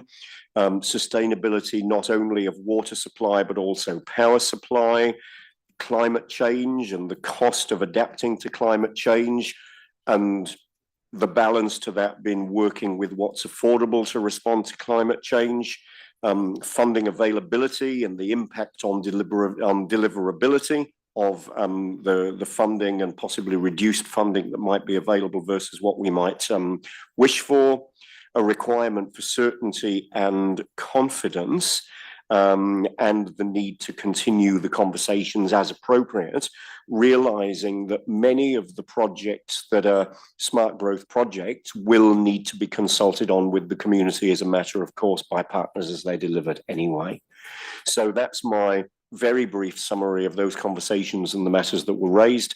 As I say, the similarity across the conversations was notable, and the fact that many of those issues have been raised in our discussions already this morning, I think is worthy of note as well. So unless there are any questions on that, it's there in the report, and we just need to make sure we continue to engage in a meaningful way at the appropriate times. Are there any questions or comments on that? Glenn. Make a quick comment because I was one of those stakeholders. And I'd just like to commend Andrew for his excellent work in that space. I think he's been a breath of fresh air as far as a lot of the stakeholders are concerned. And I just want to really assure the committee that he listened well from everything that I've heard from stakeholders. And I think there's a lot of depth in what was put across, and you no doubt have a lot of depth behind what you just said then in terms of if there are questions in the future. So thank you on behalf of them. Thank you. And also noteworthy was some very positive feedback on initial engagement before we went into the formal consultation period with the strategy, and also some very positive feedback on the consultation that occurred and the hearings panel process as well, which was really good to hear. Nicola. Just very briefly, we haven't mentioned it here, but that the combined tangata whenua forum as well have been, the plan's been discussed with them and they've been involved with that. We didn't mention it because they're just part of Smart Growth, they're our partner. So, but just wanted to note that. Yeah, it's right that be raised, and obviously ongoing engagement there with the regular meetings as well. Great. Thank you. Ongoing involvement there with the regular meetings. All right, so now moving on to the next part of our agenda, the government policy changes. So Craig, we'll come back to you on this one. And obviously this is that fast moving and at times uncertain environment, which has been referred to time and time again in the early part of the meeting, and that operating environment statement, which obviously will be updated and reported on regularly as well. Thanks, Andrew. What we've attempted to do here is into a table, we've identified all of our key actions and the changes in the operating environment that potentially impact on those actions, and what we think is the impact. And the colour coding is simply to indicate a sort of either a positive or a negative impact, or the amber is either uncertain or unclear. So it's really just trying to provide a snapshot view of how we sit with our actions and where the problems lie, and to focus attention on those. So if you had a chance to have a read of it, they're supposed to highlight the empowering of Māori housing delivery, and issues associated with that are probably identified as a red flag at this point, with the sort of withdrawal of funding in that area. People may want to comment on that, but that's something that's sort of come through for us in terms of the general thrust. And also, we've already discussed the issues around public transport, identified there as, it's identified as orange rather than red in there because there is some funding for PT. but it's not highlighted as a critical risk at this point. But the intention is that this kind of reporting, we do this every quarter, and as a way of just putting it's a traffic light system to throw up where changes, particularly those that are having a negative impact on what we're proposing in our implementation plan. I'll leave it at that. All right, so thanks for the commentary on what's a reasonably clear set of slides here. Are there any questions arising from this or any comments? As Craig noted, a lot of what's raised here, at least at the higher level, was raised earlier in the discussion, and certainly some of the specifics have been as well. Is there anything that people want to raise by way of questions or comment on this section? Glenn. Making a habit of this. I do feel compelled to make a comment about seeing you raised it around the orange. I can't think of what could make public transport go red. We've got the lowest, funding that you could possibly imagine because you can barely keep the current service going. We've got absolutely minimal for public transport infrastructure, and also in the longer term, the signals are not great. And we don't have even a business case likely to be, as I understand it, to be developed to actually tell us how much we're going to need. So I can't kind of imagine what could be worse than that. So if that's not red, I worry about other things that are orange. So consideration of whether we've got the right colour there. Yep.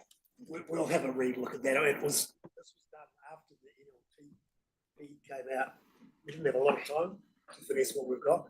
I suppose the concept that we want to put in front of you, we wanted to put in front of you a way of providing information on whether things are pointing up or down or sideways.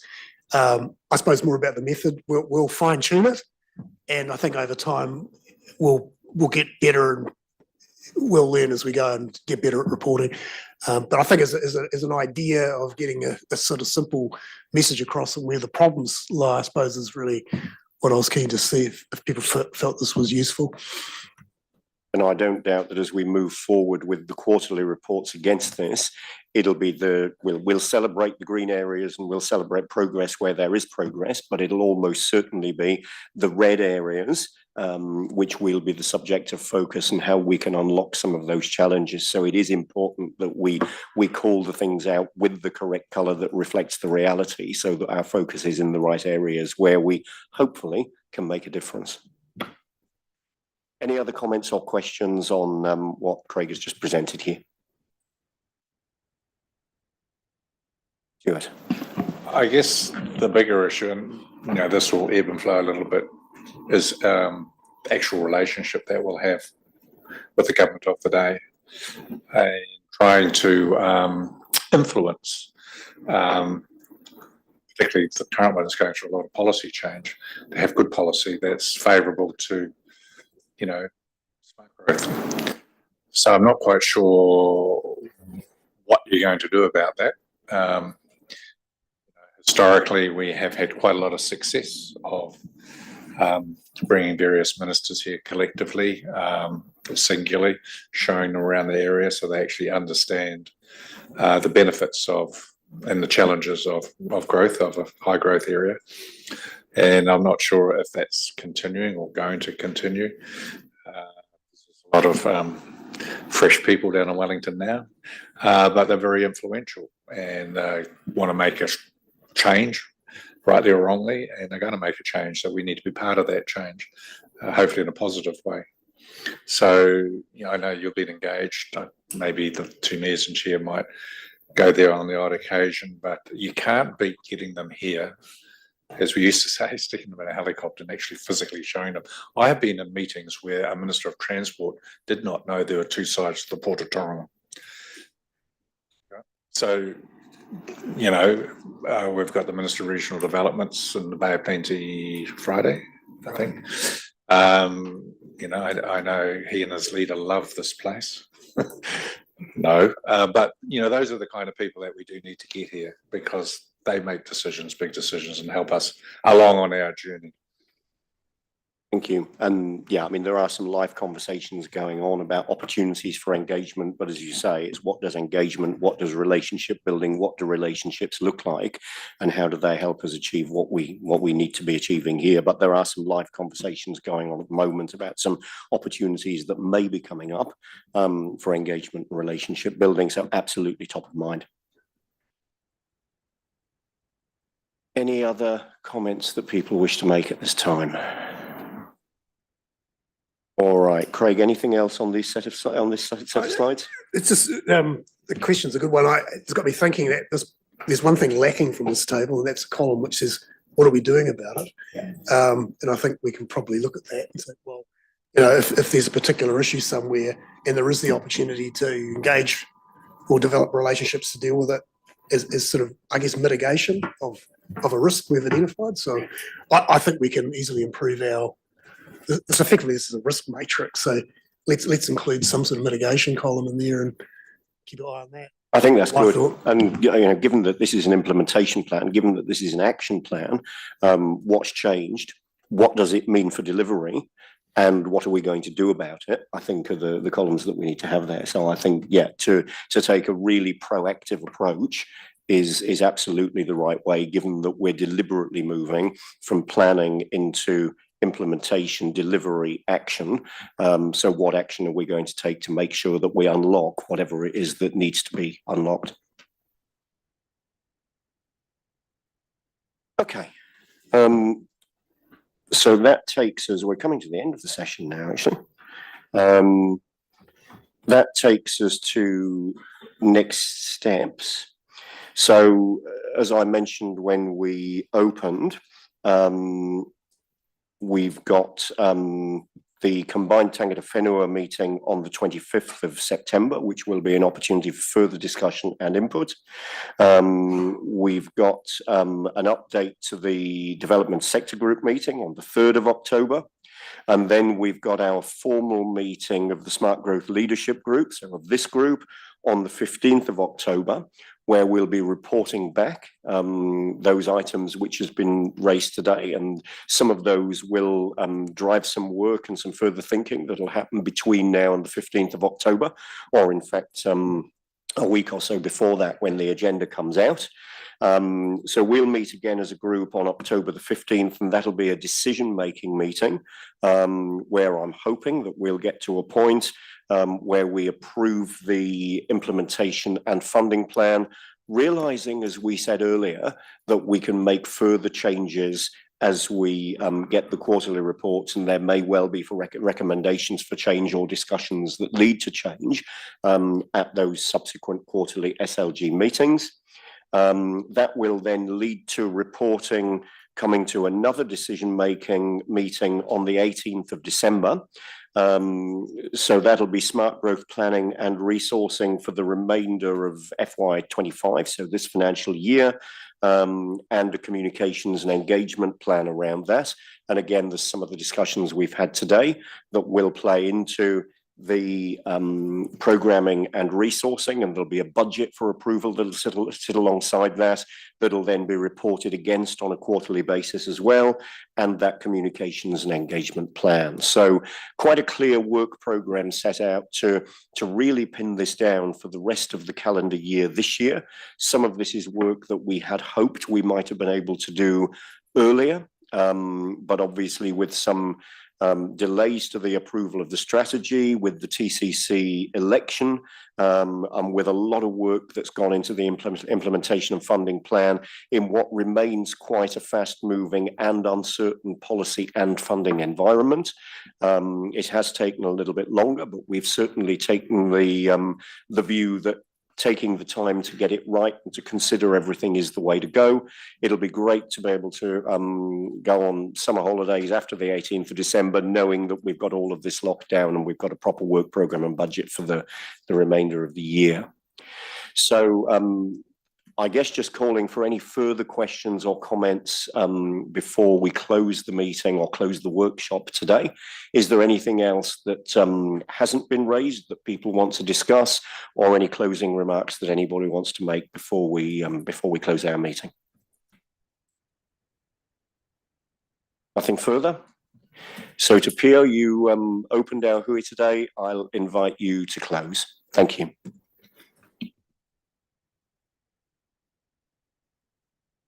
Kia ora no tātou, ko tipai o te tika hoki nei, kia tātou nei hui ngā i te rangi nei, no reira tukuna nei i ngā mihi nei, kia koutou katoa, no reira tēnā tātou, ka inoi. He honore he krori i te maunga rongo e whakaaro pai ki ngā tangata katoa āmene. No reira te atua tēnei hoki rā kia tātou nei i tēnei haura, kia tutuki pai hoki rā i ngā whakaaro e pāna nei i ngā huarahi kia mui a mātou nei. Aro ki nei i tā tātou nei hāpori e noho nei ke Wainganui ki o te marākau ki o tā whiwhi te rau ki nei i ngā hāpori katoa ke Wainganui. E manaki anō hoki e pai i ngā whānau pani ke Wainganui kia mātou nei, ke Wainganui hoki nei i te moana nei, tai atu nei ki te tauihu nei o te waka, tai atu rā ki te taurapa. No reire te atua tēnei kia mātou i noi atu nei i a koe, kei raro ki te ingoa tō maitia i Grauti mona wā ake, aki tonu atu, āmine, kia ora tātou. Kia ora. Thank you.